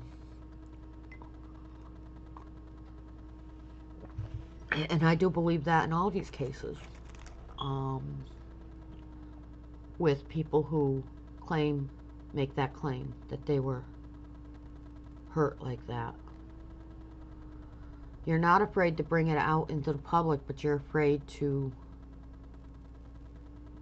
go and sue the person. But then there might be red tapes with that too, where there's not enough evidence. People don't come out with don't go to the authorities right away with these because of fear. Because I actually know somebody in my personal realm where when they told the mother that they were raped by the mother's boyfriend, that the mother didn't believe him, called him a lying piece of shit. And that's not done on social media. That was done. So, if you're going to be called a liar, there's shame involved, there's fear involved, there's a lot of things involved in coming out. But to come out on social media, there has to either be, okay, I don't have enough evidence to go and get a lawyer and have this charge, because they are public defenders that will defend you, that will take your case if they have hardcore evidence, or they're afraid for their lives. But if you're afraid for your life, why are you going on social media for it and talking about it? It's one thing I don't understand is, if I was harmed that gravely by somebody who's well known, I would not be speaking on it to anybody on social media about it. Matter of fact, there's things that happened to me that weren't even that type of situation. They were work situations that I don't speak of. Not out of shame, but because I don't want to like trash anybody, because we all are subject to our own viewpoints with, and I'm not talking about rape, I'm talking about something else, why things occur. And that has nothing to do with rape or murder. It has to do with dynamics at work in politics. So, you know, there are certain things that I don't come out with that, but I don't think I could come out with any allegations on a public platform of that type of crime against me. I'd have to take it to the authorities. I'd have to take it to a lawyer and talk to them about it and see what I could do about it. But that's just me. Okay, I'm not saying that people that are doing that are lying. I'm just saying I don't understand it.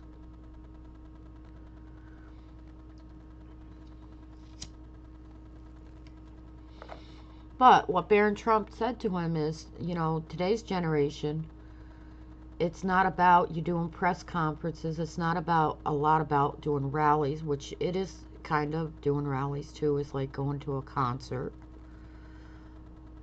But he emphasized the importance of platforms like TikTok to get to the younger voters, and people like real people on TikTok and on places like YouTube, where people actually sit down and watch people talk to each other and do uncanned, unscripted interviews.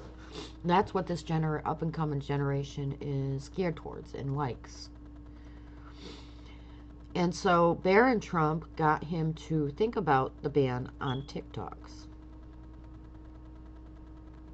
Okay? So that's why you're seeing the reversal with Trump. He wanted to ban TikTok now. He's like, oh, geez, you know, it's just like everything else. It can be used for good or evil, but he doesn't want China controlling it, because China's right to free speech is going to impede on it. The propaganda part of it. You can't tell me you want a right to free speech and then shut Trump up. Trump has the right to free speech too. Believe it or not, we all have a right to speak against and out and against things that we don't agree with or we don't think is good. So delaying ban of TikTok, I think, is a good thing, but I think they need to, you know, look at who's controlling TikTok. Keep the free speech up, but like limit the topics a little bit more on TikTok. Self-diagnosing a mental health condition is very dangerous for a child to do. 10-year-olds getting involved in a big people argument with two grown-up adults, accusing each other. One's accusing the other one of rape. A 10-year-old getting involved in that conversation, and yes, there is a certain amount of parental guidance that needs to happen there, but it's also under control of these platforms too. Need to be held accountable for that too. Closing all federal government DEI offices and firing all federal employees working in I agree wholeheartedly, 100%. That's not why I was here, though, was it? So anyways, let's see. I got to remember why I was going down to Musk's thing, because I don't want to make this longer. I mean, it's probably 2 hours again.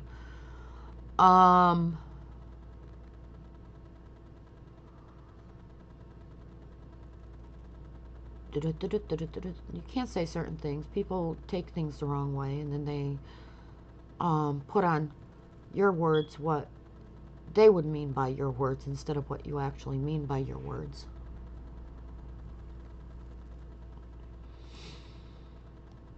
Okay. Oh, look at that. Look at that.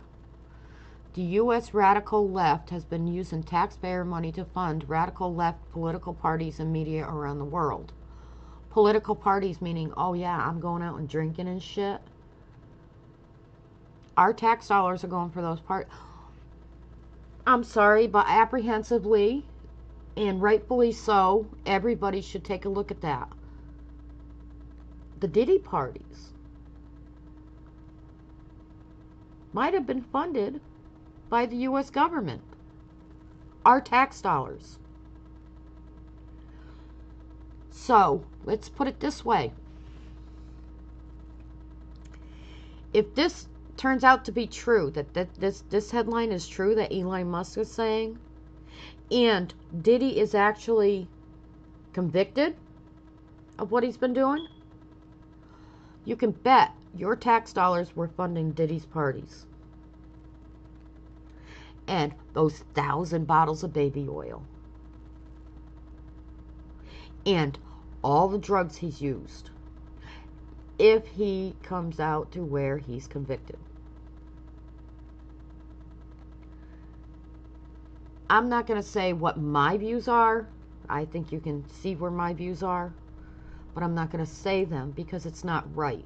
Because everybody in the United States in our court systems is innocent until proven guilty by a court of laws and a jury of their peers. But if he is, just know and keep this in mind. And then understand, he has been in the political arena. Diddy has been in the political arena rubbing elbows with Barack Obama, Nancy Pelosi, and all of them. Harris included, because when Harris supposedly met Obama, Diddy was involved with Obama, with those parties. She met him at a political party. Pelosi too.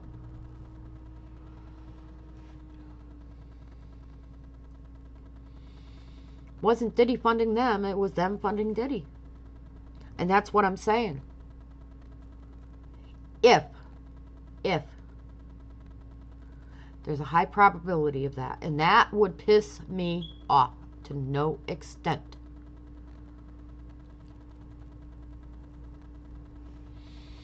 Now he's actually using this as a answer to this. One of the largest Hungarian opposition media outlets is upset by Trump's executive order halting U.S. foreign aid for 90 days.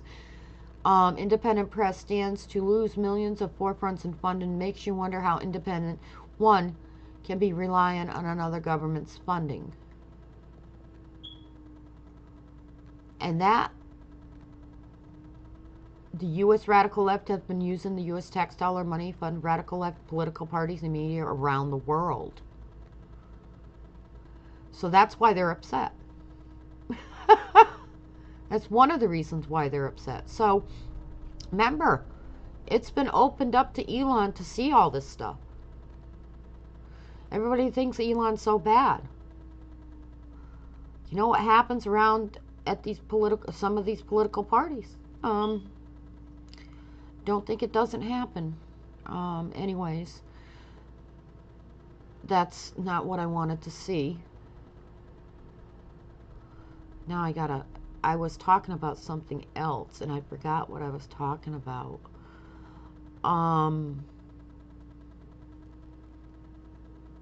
I'll go back here after to read his stuff, because I know a lot of people that I know don't like Musk. I don't have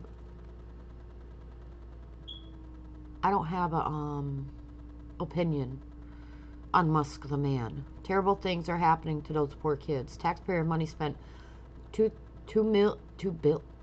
trillion, 566 billion, 309 million, $401 on unaccompanied children. It's heartbreaking. Unaccompanied. Terrible things are happening to those poor kids. Read between that line. What we just read with the parties and now this.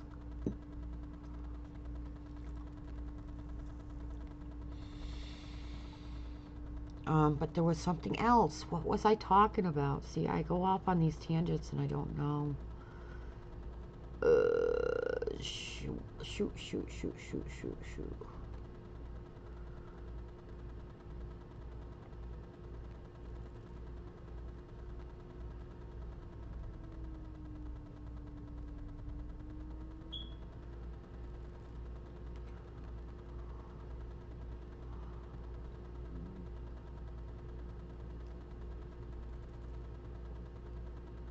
Trust in the news media, proportion of Democrats and Republicans. Democrats do not. I don't trust the media. Okay, news. You got 15%. I mean, I'm surprised this isn't, because they're, but then again, they only bang against Fox News. They don't bang against the rest of the news. They don't see what the news media is doing.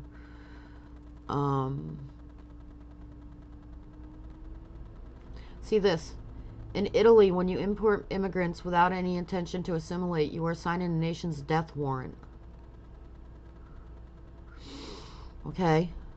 It's happening right in their towns. That's happening. So where was I with? I don't know what I was talking about, what I was looking for. Shunka. He posts so much. He's like this Twitter maniac. So I have to go all the way down. Okay. And after this, we're just gonna stop.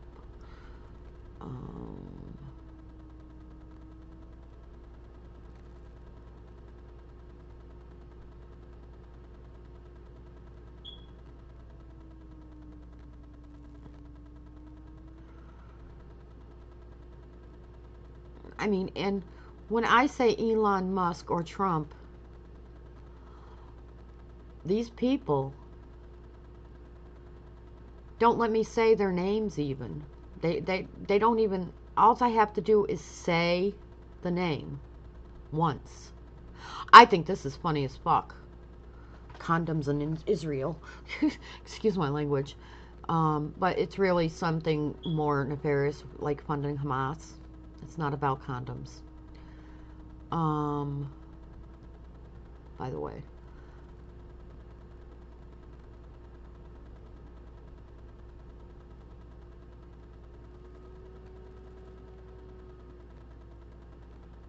Alright, I don't know what I was getting at. So it might not have been important. But, yeah. I wanted to read this too.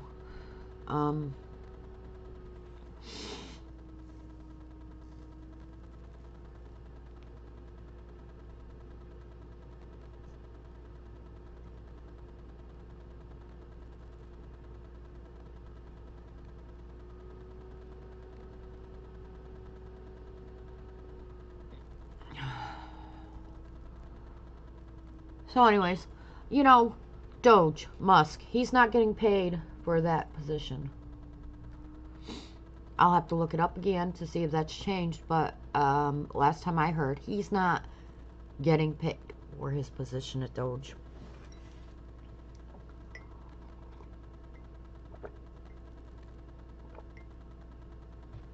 So, he's not taking our taxpayer dollars. We're not funding him. All of the money he gets is what we put in as far as what we choose to buy.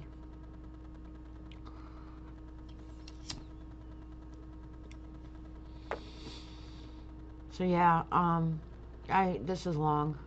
Yeah, 2 hours. So I'm gonna let you go. I'm gonna go through my little thing here myself, and I'm gonna end this on I don't know where. Oops, that's not what I wanted to do. Here. I'm gonna end this on a note where again, you want to shine your light out into the world, into the darkness, okay? You don't want to have your light in the darkness and have it snuffed out. I can't even say the name Musk without people going nuts. I can't say the word Trump without people going nuts and going off on me. If you need to understand that when people are talking about the state of the world today, those two names are going to be coming up. Deal with it. They're in office. You don't have to agree with them, but you have to hear their names. So when you have the average everyday Joe just saying the word Trump or the word Musk, and you don't like them, don't go off on the person for saying their names, and don't call them a racist, and don't call them a QAnon person. I am not affiliated with anyone. My views are my own. They're not the views of any organized group out there. They're not the views of the Republican Party. The Republican Party does things I don't agree with. It says things I don't agree with. One being calling people illegal aliens. They're called undocumented immigrants. I even hesitate on putting the word criminal on the average day person that is here undocumented, only because they're not guilty of a heinous crime, but the term criminal is put onto them because they're guilty of a federal crime. Federal.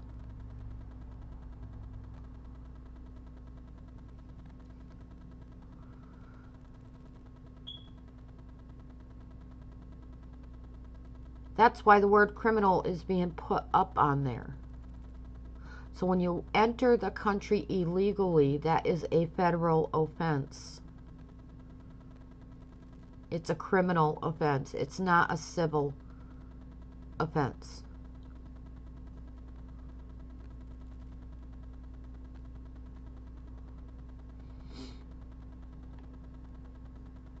Until otherwise noted after I look it up in my head.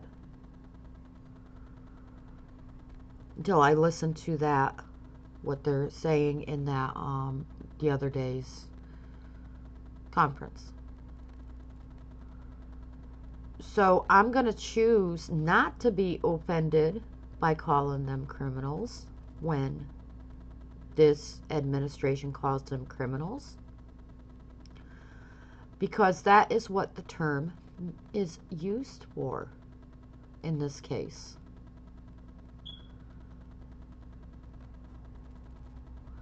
If you call me an asshole, so be it. I'm an asshole. I'm okay. I'm okay with being called an asshole. You think I'm an asshole? What you think of me isn't my business. What I think of me is my business. Your opinion of me is none of my business, just like my opinion of Trump is no business of anybody else's. My opinion of Musk is no business of anybody else's. And you cannot label somebody for their opinion of somebody. Oh, that's QAnon. You're mind controlled. Well, you know, dude, you're mind controlled too, aren't you? Because we're only as good as what the inputs in our brains are, correct? What we put in our brain comes out. So tit for tat. Tit for tat. I will never tell you to your face that you're mind controlled. And that you're listening to the wrong people. because you don't know where I'm getting my information unless you see my streams now. You don't know who I'm listening to. You have no clue. You're telling me who I'm listening to. You're telling me who's controlling my mind. And I think it's funny. Because the person who, I mean, I get absolutely no people watching my videos. And if you watch my videos, then you see where I get my information. And it's not all MSN. It's not all Fox News. And for these people to come out and just assume they know where I'm getting my information, with telling me where I'm getting my information before they even fucking know, but that's stupid. That is a form of unintelligence that a person has. That shows a lack of intelligence, a lack of moral intelligence, a lack of human intelligence. That shows a lack of intelligence. When you're accusing, like that's just like me telling this person that, oh, stop listening to ABC News, stop listening to this, without knowing where they're getting their information. Are they privy to information I'm not? Have an open mind, Maybe this person's telling the truth and where he's getting his information. Well, maybe, just maybe, Trump's privy to, and Elon Musk is privy to information we're not getting. None of us are. So, I have not once told somebody not to listen to the news as far as a far left, far right thing. I have not done it. I'm saying all news outlets, all news, whether it's Fox, ABC, they're not to be trusted. All of them. All of them have shady things about them. All of them have their opinions swaying left or right. There's nobody in the middle. They're all controlled by maybe 1% of the owners of businesses in the world. You just can't trust them. None of them.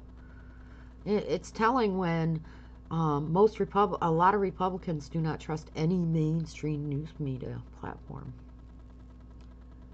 And then you got your far left that trust news still.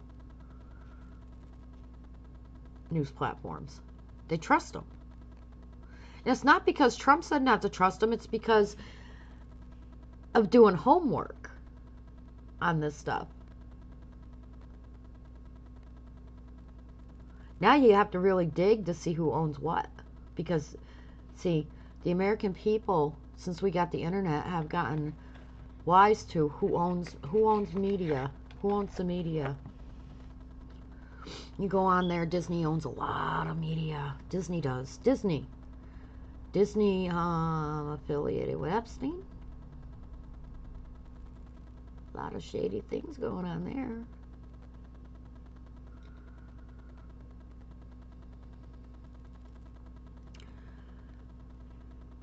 So to sit there and say to a person who's saying their views, to tell them to stop getting things from Fox News, it's a little shallow in thinking. Like I said, I get nobody watching my videos. I know where I'm getting my information. And if you watch my videos, you know where I'm getting my information. Then you can tell me, stop looking at this and stop looking, and give me an intelligent reason why. Stop listening to Fox News is not intelligent. Why? Why don't you want me to listen to Fox News? I know why. It's a right-wing platform. And it's true, it is. It is.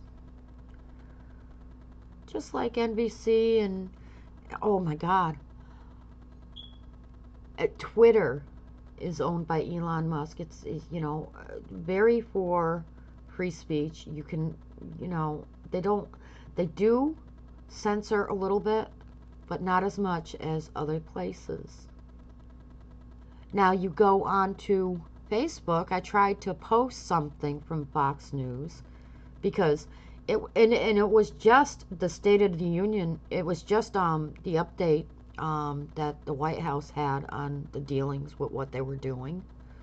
It was nothing to do with anything, really. But I was blocked from posting that on to Facebook.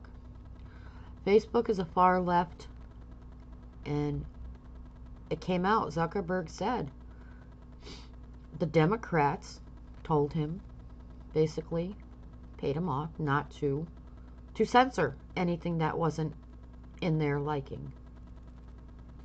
They got paid. And yet, the people on the far left are still trusting all these media news sources. You have to pay somebody to censor what somebody says? What are you hiding? Has Trump paid to censor what people say on these social media platforms? I don't know. On news platforms? I don't know. Oh, he backs people up and backs up the owners. Probably. Most of our problems that we have are due to these big aristocrat bankers that, you know, and it's not places like BlackRock. BlackRock's like in the media, in the middle of that pyramid. It's not the tippity top. And this one's hell-bent on telling me that Elon Musk is the prince of the world right now. He's the danger. Elon Musk is a pawn in the stage of the world, if you want to call it. He's not the producer. He's not the one that's pulling the strings. It's not in your face. He's not in your face. Just like Harris was thrown up there on the platform, Trump is also not just thrown up there by chance. The world, not just the United States, is a stage. Get it? Get it? The world is a stage. There's a lot of people out there that don't have your best interest in mind. And woe to those who call good evil and evil good. Okay, because bringing people in here without documenting them, you think that's a good thing when evil things are happening to these people? Oh, many of these people.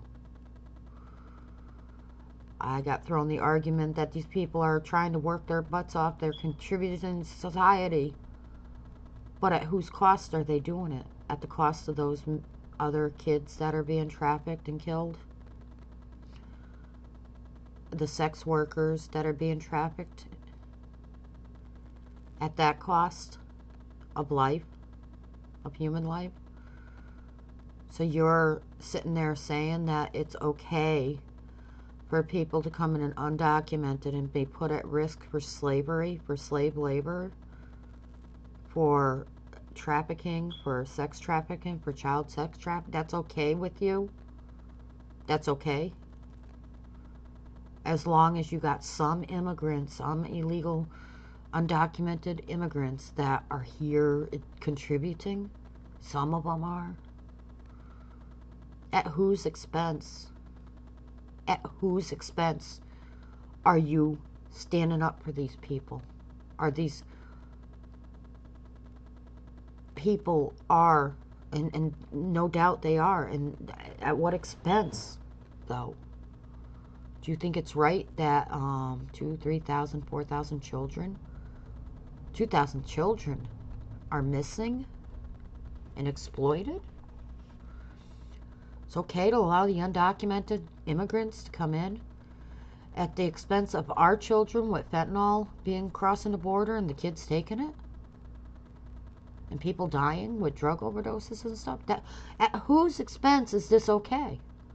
Woe to those who call good evil and evil good.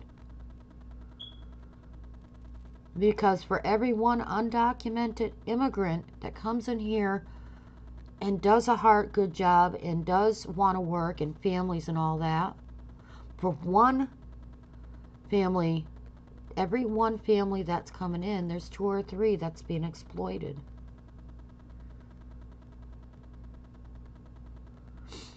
And then there's other ones that are criminals, that are actually gang members and murderers and rapists and stuff.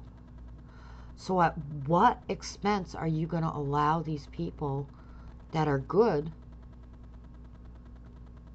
and then not look at the bad, at the evil that's going on with it? You're looking at the good side. It's all good. It's all good. You know, I guess it's not a problem if you're not going to look at the fact that we have drugs coming into this country, killing American citizens too. And I'm going to let it out. I have a stepbrother that was killed by an overdose. And he was left in the car. Because when somebody overdoses many times, the other people are getting high too, and they just don't know what to do with the death. So they leave them. Out of fear. Reflexes, reactions. Our kids at the border are taking these drugs, and there's a high, Mercedes said it, there's a high number of children taking this drug that they don't even know what it is, and they're dying.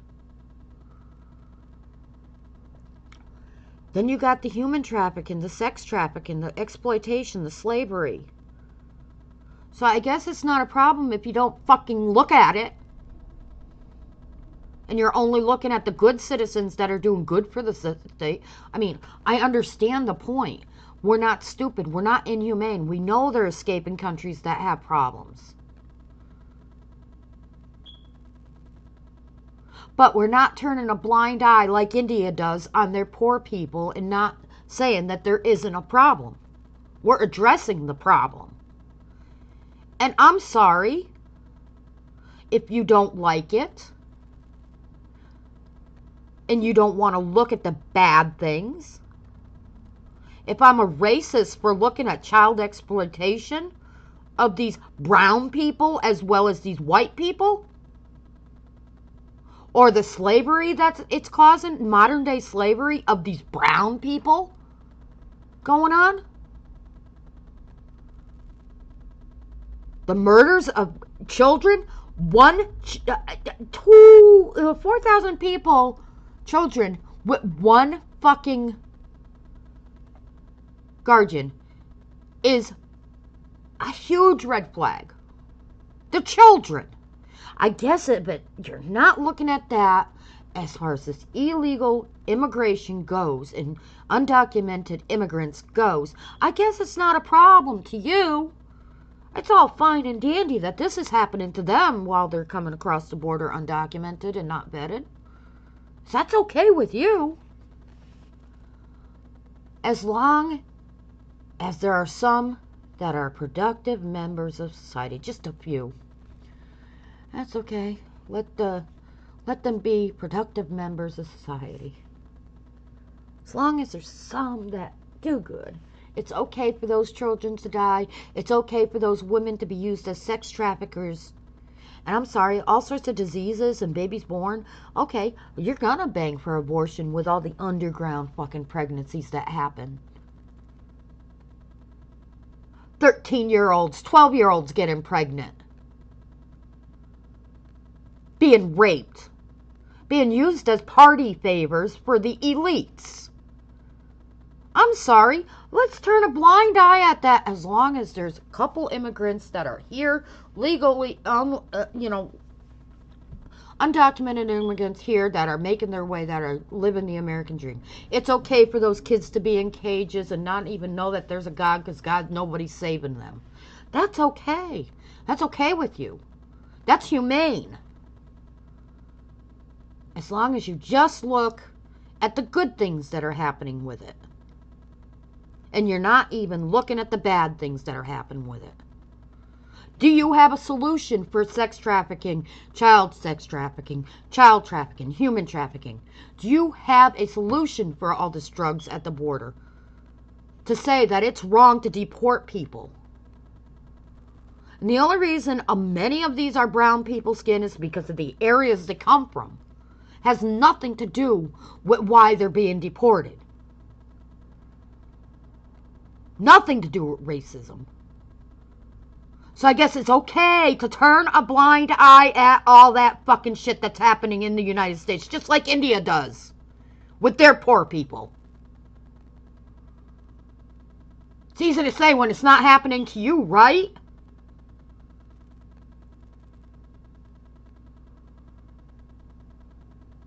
God, I get so angry at that.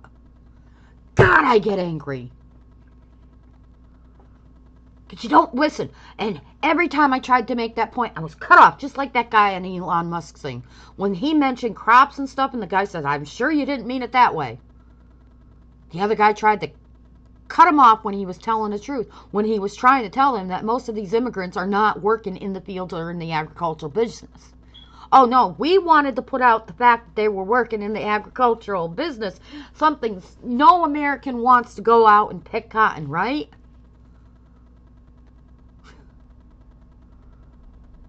This is what I'm seeing from that side. And it fucking smells. If it looks like a duck and walks like a duck and quacks like a duck, it's a duck.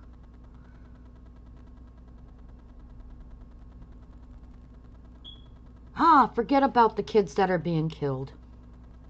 Forget about the tunnels. Forget about the ritual abuse. Forget about the kids that are transported in containers on trucks. Forget about the orders that the elites give for pizza and hot dogs.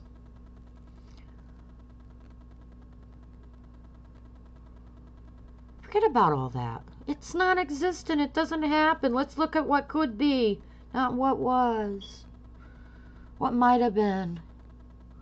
It's all good. Right? It's not good for these other people. So, it's not all good for these people coming into our country undocumented. To me, even one child treated like shit is too many. One child murdered is too many. One child raped is too many. One child put in a cage is too many. One child put in a box on a truck to be carted to somebody is too many. One child is too many. I'm not talking about one child. I'm talking about thousands of children. Thousands. And then you got thousands of women in addition to that. Women and children being exploited by undocumented immigration that everybody's turning a blind eye to on that side. That's a damn shame. And that's not a governmental issue. That's not a political issue. It's been politicized to form weapons against us.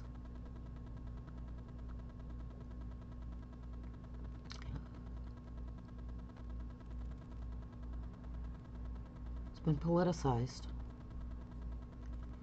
And if you don't think that we have nefarious people in office making our laws that are doing this, that aren't doing it, there are very bad players down in those underground places. So they're going to play with our money. It's okay. It's okay as long as these people come in undocumented. Oh, and by the way, abortion is not mandatory to find out who dies from an abortion and who doesn't in all the states. You don't have to track it. It's not mandated.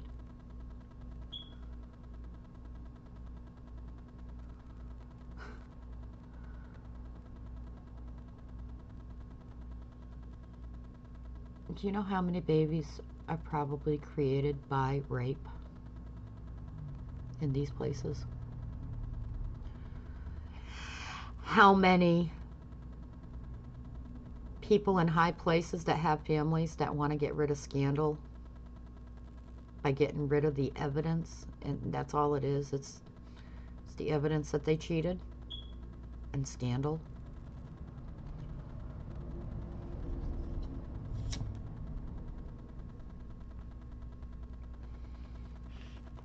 there is a lawsuit being waged with one person in a high place as far as a child being his, and the person is doing everything in power not to take that DNA test. Why?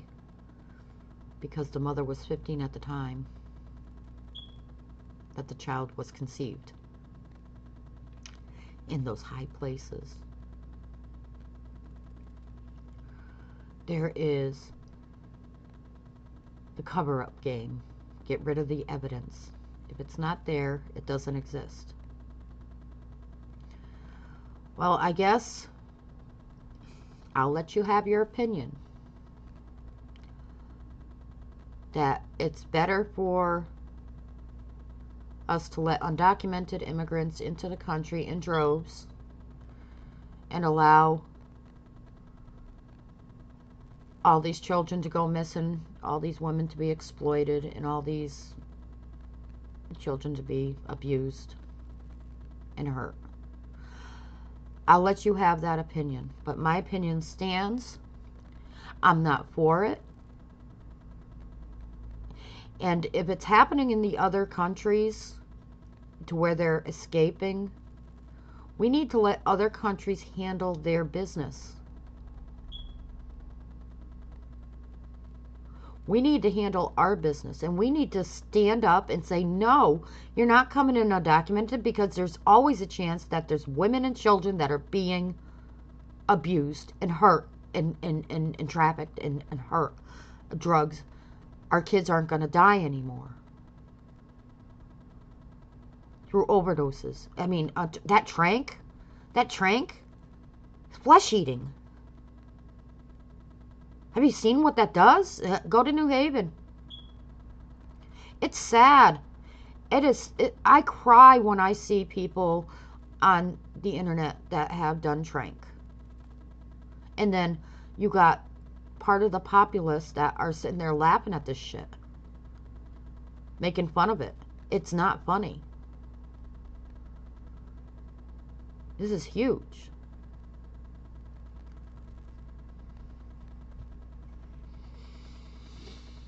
I guess as long as you're not looking at that stuff, it's okay to have these immigrants in here, by all means.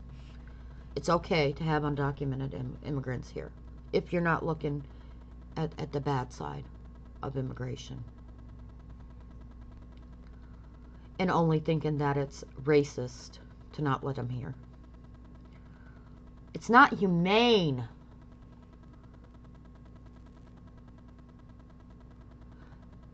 It's not good.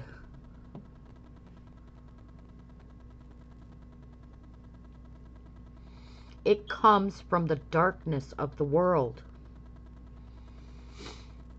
to turn a blind eye to our widow and our children.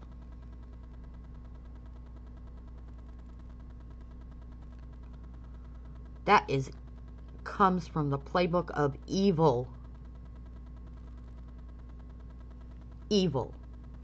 And then for you to sit there and use that as an argument against me, to where, oh yeah, they're coming here because they're escaping the tyrannies and they're escaping all this, and they're doing good for society, they're working, they're trying, they're this, they're that.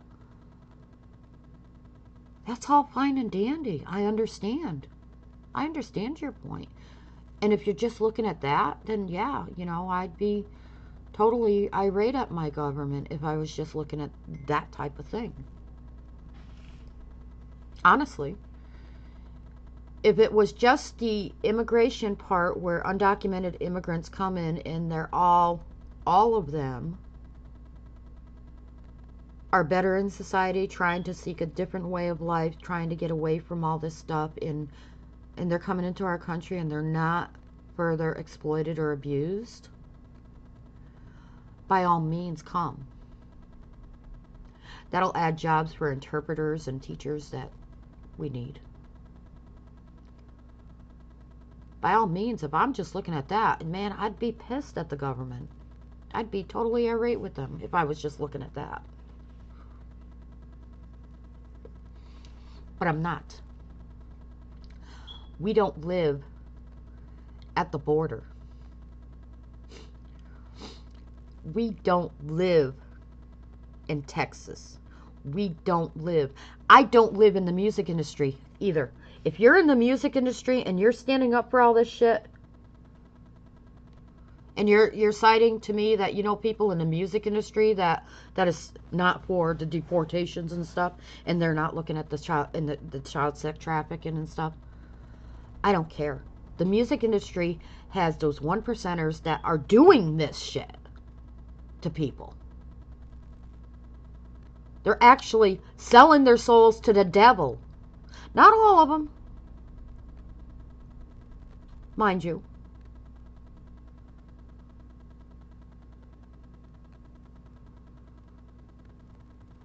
So do not use any type of musician against me with that, because right now with my black and white thinking, it's all bad in that industry. It's all bad. Even though in that industry you do have some good. Some good. I don't care what your music industry has to say about immigration. I don't care what your stars have to say about immigration. I don't care what Oprah has to say about immigration. I don't care what Ellen has to say about immigration. Ellen immigrated to another country, for crying out loud. She couldn't stand the heat. She didn't stay in the kitchen. She had to leave. And you'd be surprised why those stars are leaving. It's not because of Trump, like they would have you believe.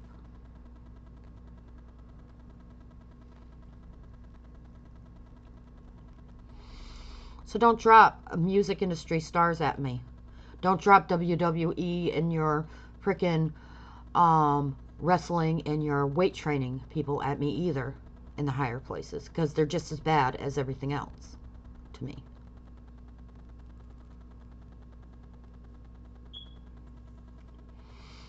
Vince McMahon, Kiss My Ass Club. That's when I turned it off and I didn't watch it with my husband anymore. That is disgusting. That is disgusting showmanship. And when Trump appointed Linda McMahon, yeah, I was kind of like, oh boy, we're in trouble. Quite honestly. The appointment of Linda McMahon with the teaching, that whole thing, got me more concerned about this government than Elon Musk did. Elon Musk's position is not a position that's slated to last the whole presidency or the whole time. It's not a permanent position in the White House as of yet.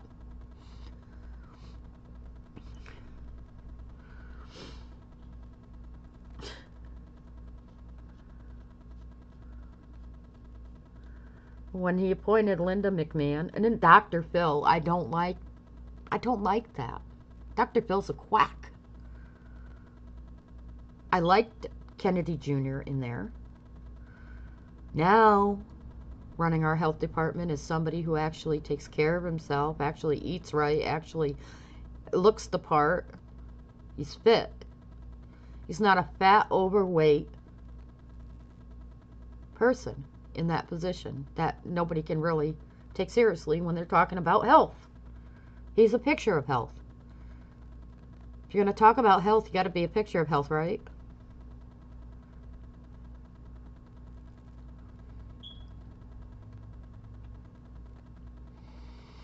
I won't say the rest of what I wanted to say because it wasn't nice.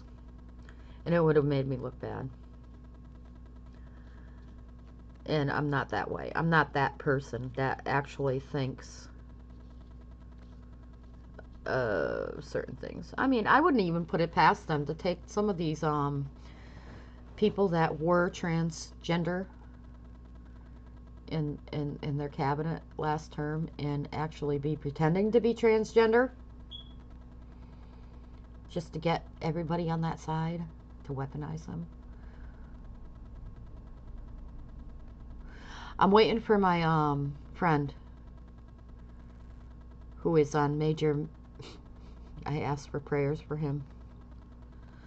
Prayers for Terry. I want to have him on my show, but he is in major pain. Is on some good good medication right now, to say the least. And he's sleeping a lot, so no, we can talk later.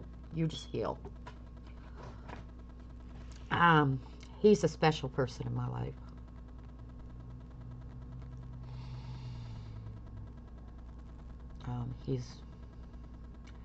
We don't view things the same way, me and him, but I love him all the same. I do. And he's not offended by me. I'm not offended by him. Wow, imagine that. Imagine that.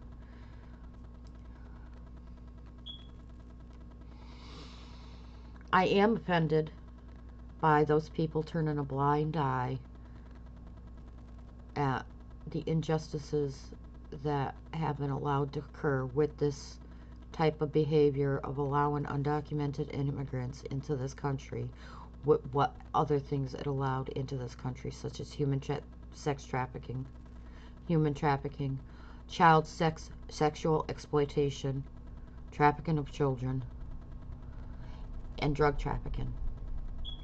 So you let these undocumented immigrants in like that in droves. You also let in all that. And you know what it was done for? It was done to get the vote, because they made it so they tried to make it so that you didn't need a valid license to vote. They done it for the vote. You saw that guy who was convicted of how many felonies? Threatened to kill someone. I didn't hear what he said. Then he thanked Biden and Obama. That man was probably a voter.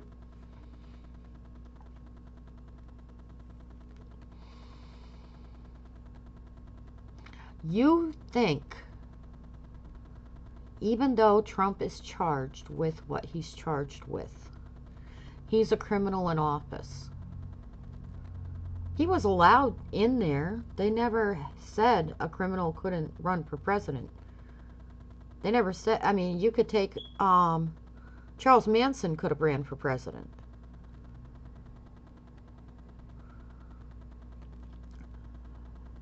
If you have somebody go into a store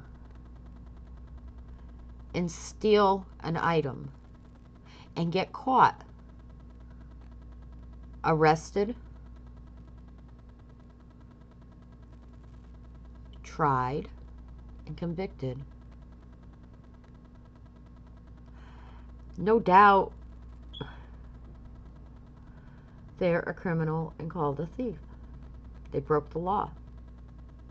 However, you get another person that goes into a store, steals something, doesn't get caught, and is out in the open and is using that whatever they stole. They're still considered a thief and a criminal because they stole that item. Correct? Just because those in power last presidency didn't get caught makes them no less of what Trump was charged with than Trump of a criminal. Grandma used to always tell us and teach us that they're nothing but criminals in the higher places. That grandma said that. She followed, remember Ella Grasso? We met Ella Grasso. We met a lot of people in politics. My grandmother banged for politics. She always was up in politics, but she was also very devout in her Catholicism too.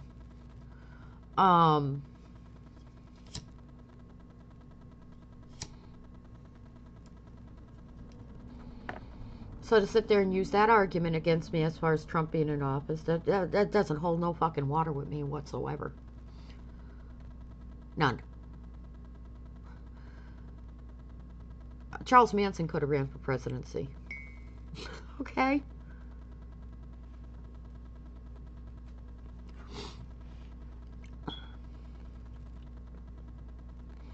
Hush money. Hush money.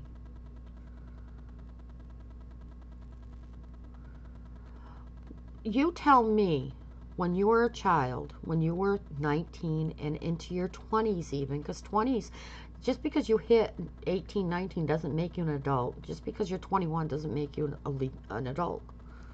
There are many 21-year-olds that have the brain and the thought processes of 13, 14, 15-year-olds, okay? But legally, they're considered adults and they can drink and they can do all sorts of things. They got the okay to practice adulthood. Just like when you get your permit and then you get your license, that doesn't make you an expert. It means you have the right to practice on your own with your license, correct? Well, when I noticed in my 20s, you do most of your grown-ups between 20 and 30. And actually finding out who you are and stuff. And along those lines, you make mistakes. Trump made a mistake when he was with Howard Stern, on the Howard Stern show. We all have, a lot of us have histories that we are not proud of in our 20s.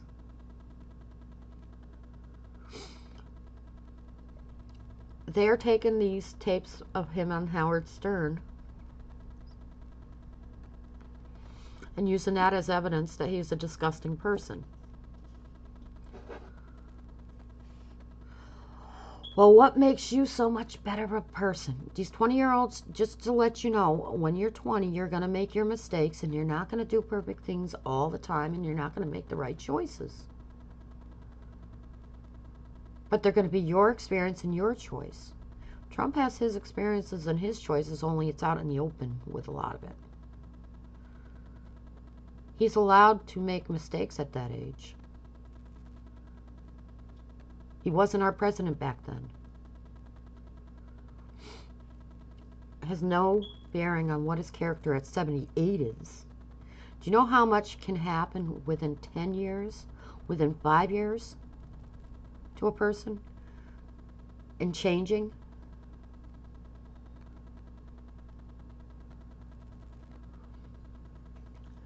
When you get to 55, when you get to 78, you'll realize what I mean.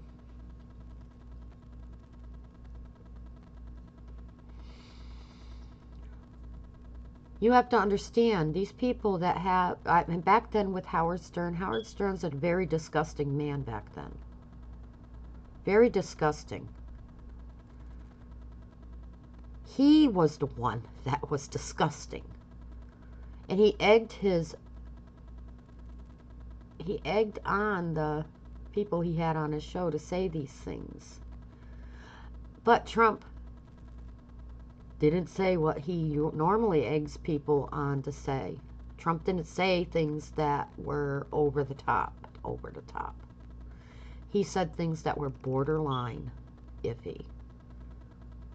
But he had sense enough not to go over the top like so many on Howard Stern's show does.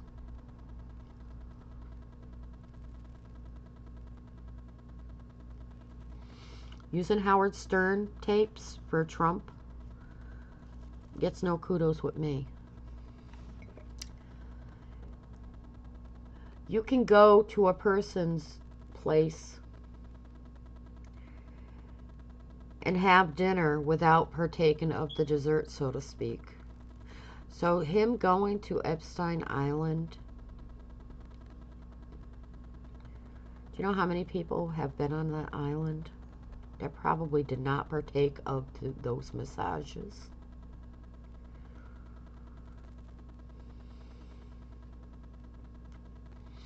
Trump was probably too busy courting other women, because I watched how long it took him to get Melania, because he was interested in her, but she wanted to,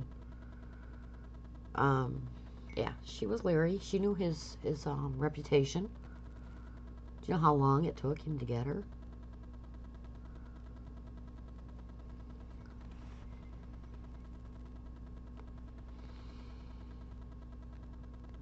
He is such a bad guy with so many people in power.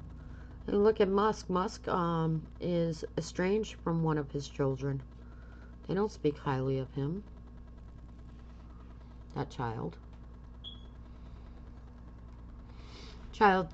That child, though, actually defended Musk recently, saying a spade is a spade, a card is a card.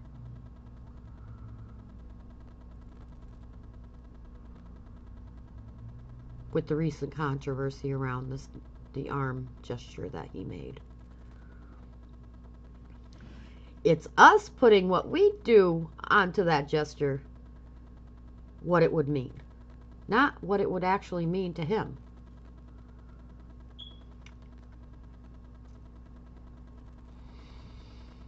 Ah, come on, Marie, you know, it looks like a duck and quacks like a duck, it is a duck. Well, this one wasn't really acting like a duck.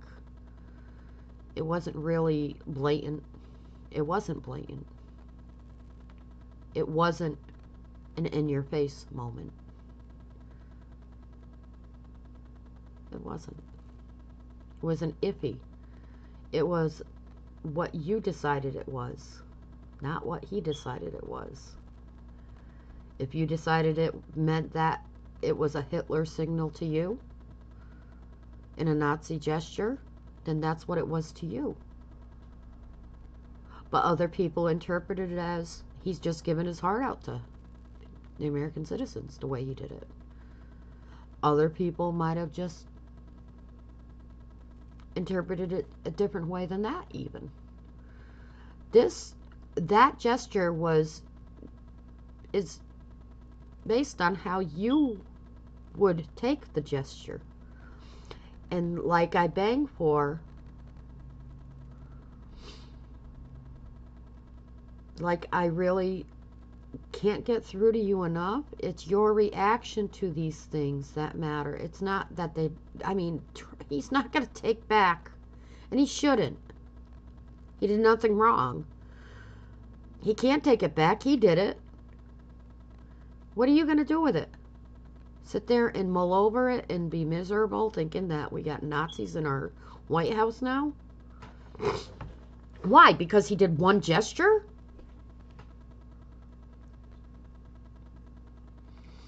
That is an over-the-top reaction. You need to take your reaction and let it not control you. Your emotions control you. That's when all sorts of problems happen. I want you to have a great day and an even better tomorrow. I'm going to get going and do my day. Have a great day. And remember, let your light shine into the world. Don't try to find light in the world. And, vampirism, energy vampires will try to steal your light and your joy. And they will talk about joy and light when they're doing it. And they're saying you're in the darkness and you're shining your light in the darkness. That's not a good thing. The good thing is if you take your light that you have within you and shine it into the darkness in truth and deal with truth at all times. Not just when it suits you. And looking at everything, not just what feels good.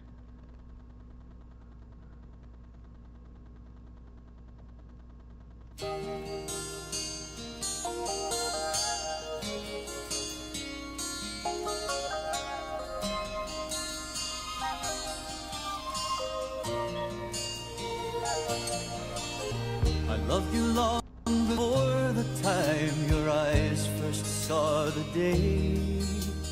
And everything I've done has been to help you on the way. But you took all that you wanted, then at last you took your leave and traded off a kingdom for the lies that you believe.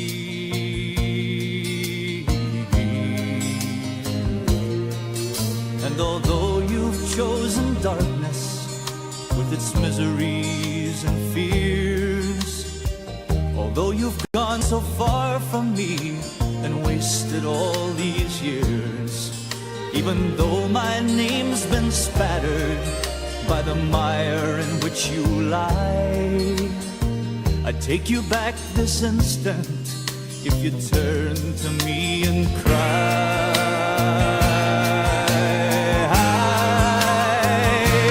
I don't care where you've been sleeping, I don't care who's made your bed, I already you free. There's no sin you could imagine that is stronger than my love. And it's all yours if you'll come home again to me.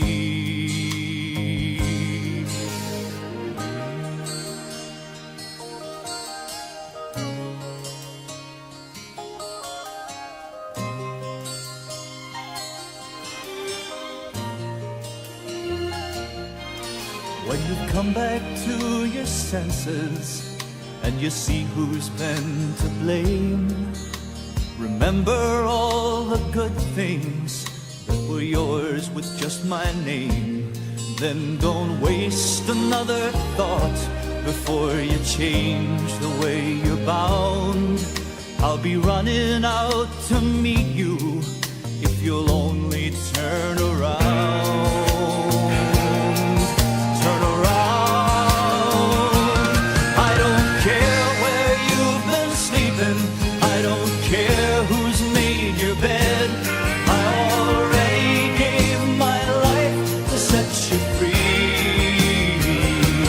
There's no sin you could imagine that is stronger than my love.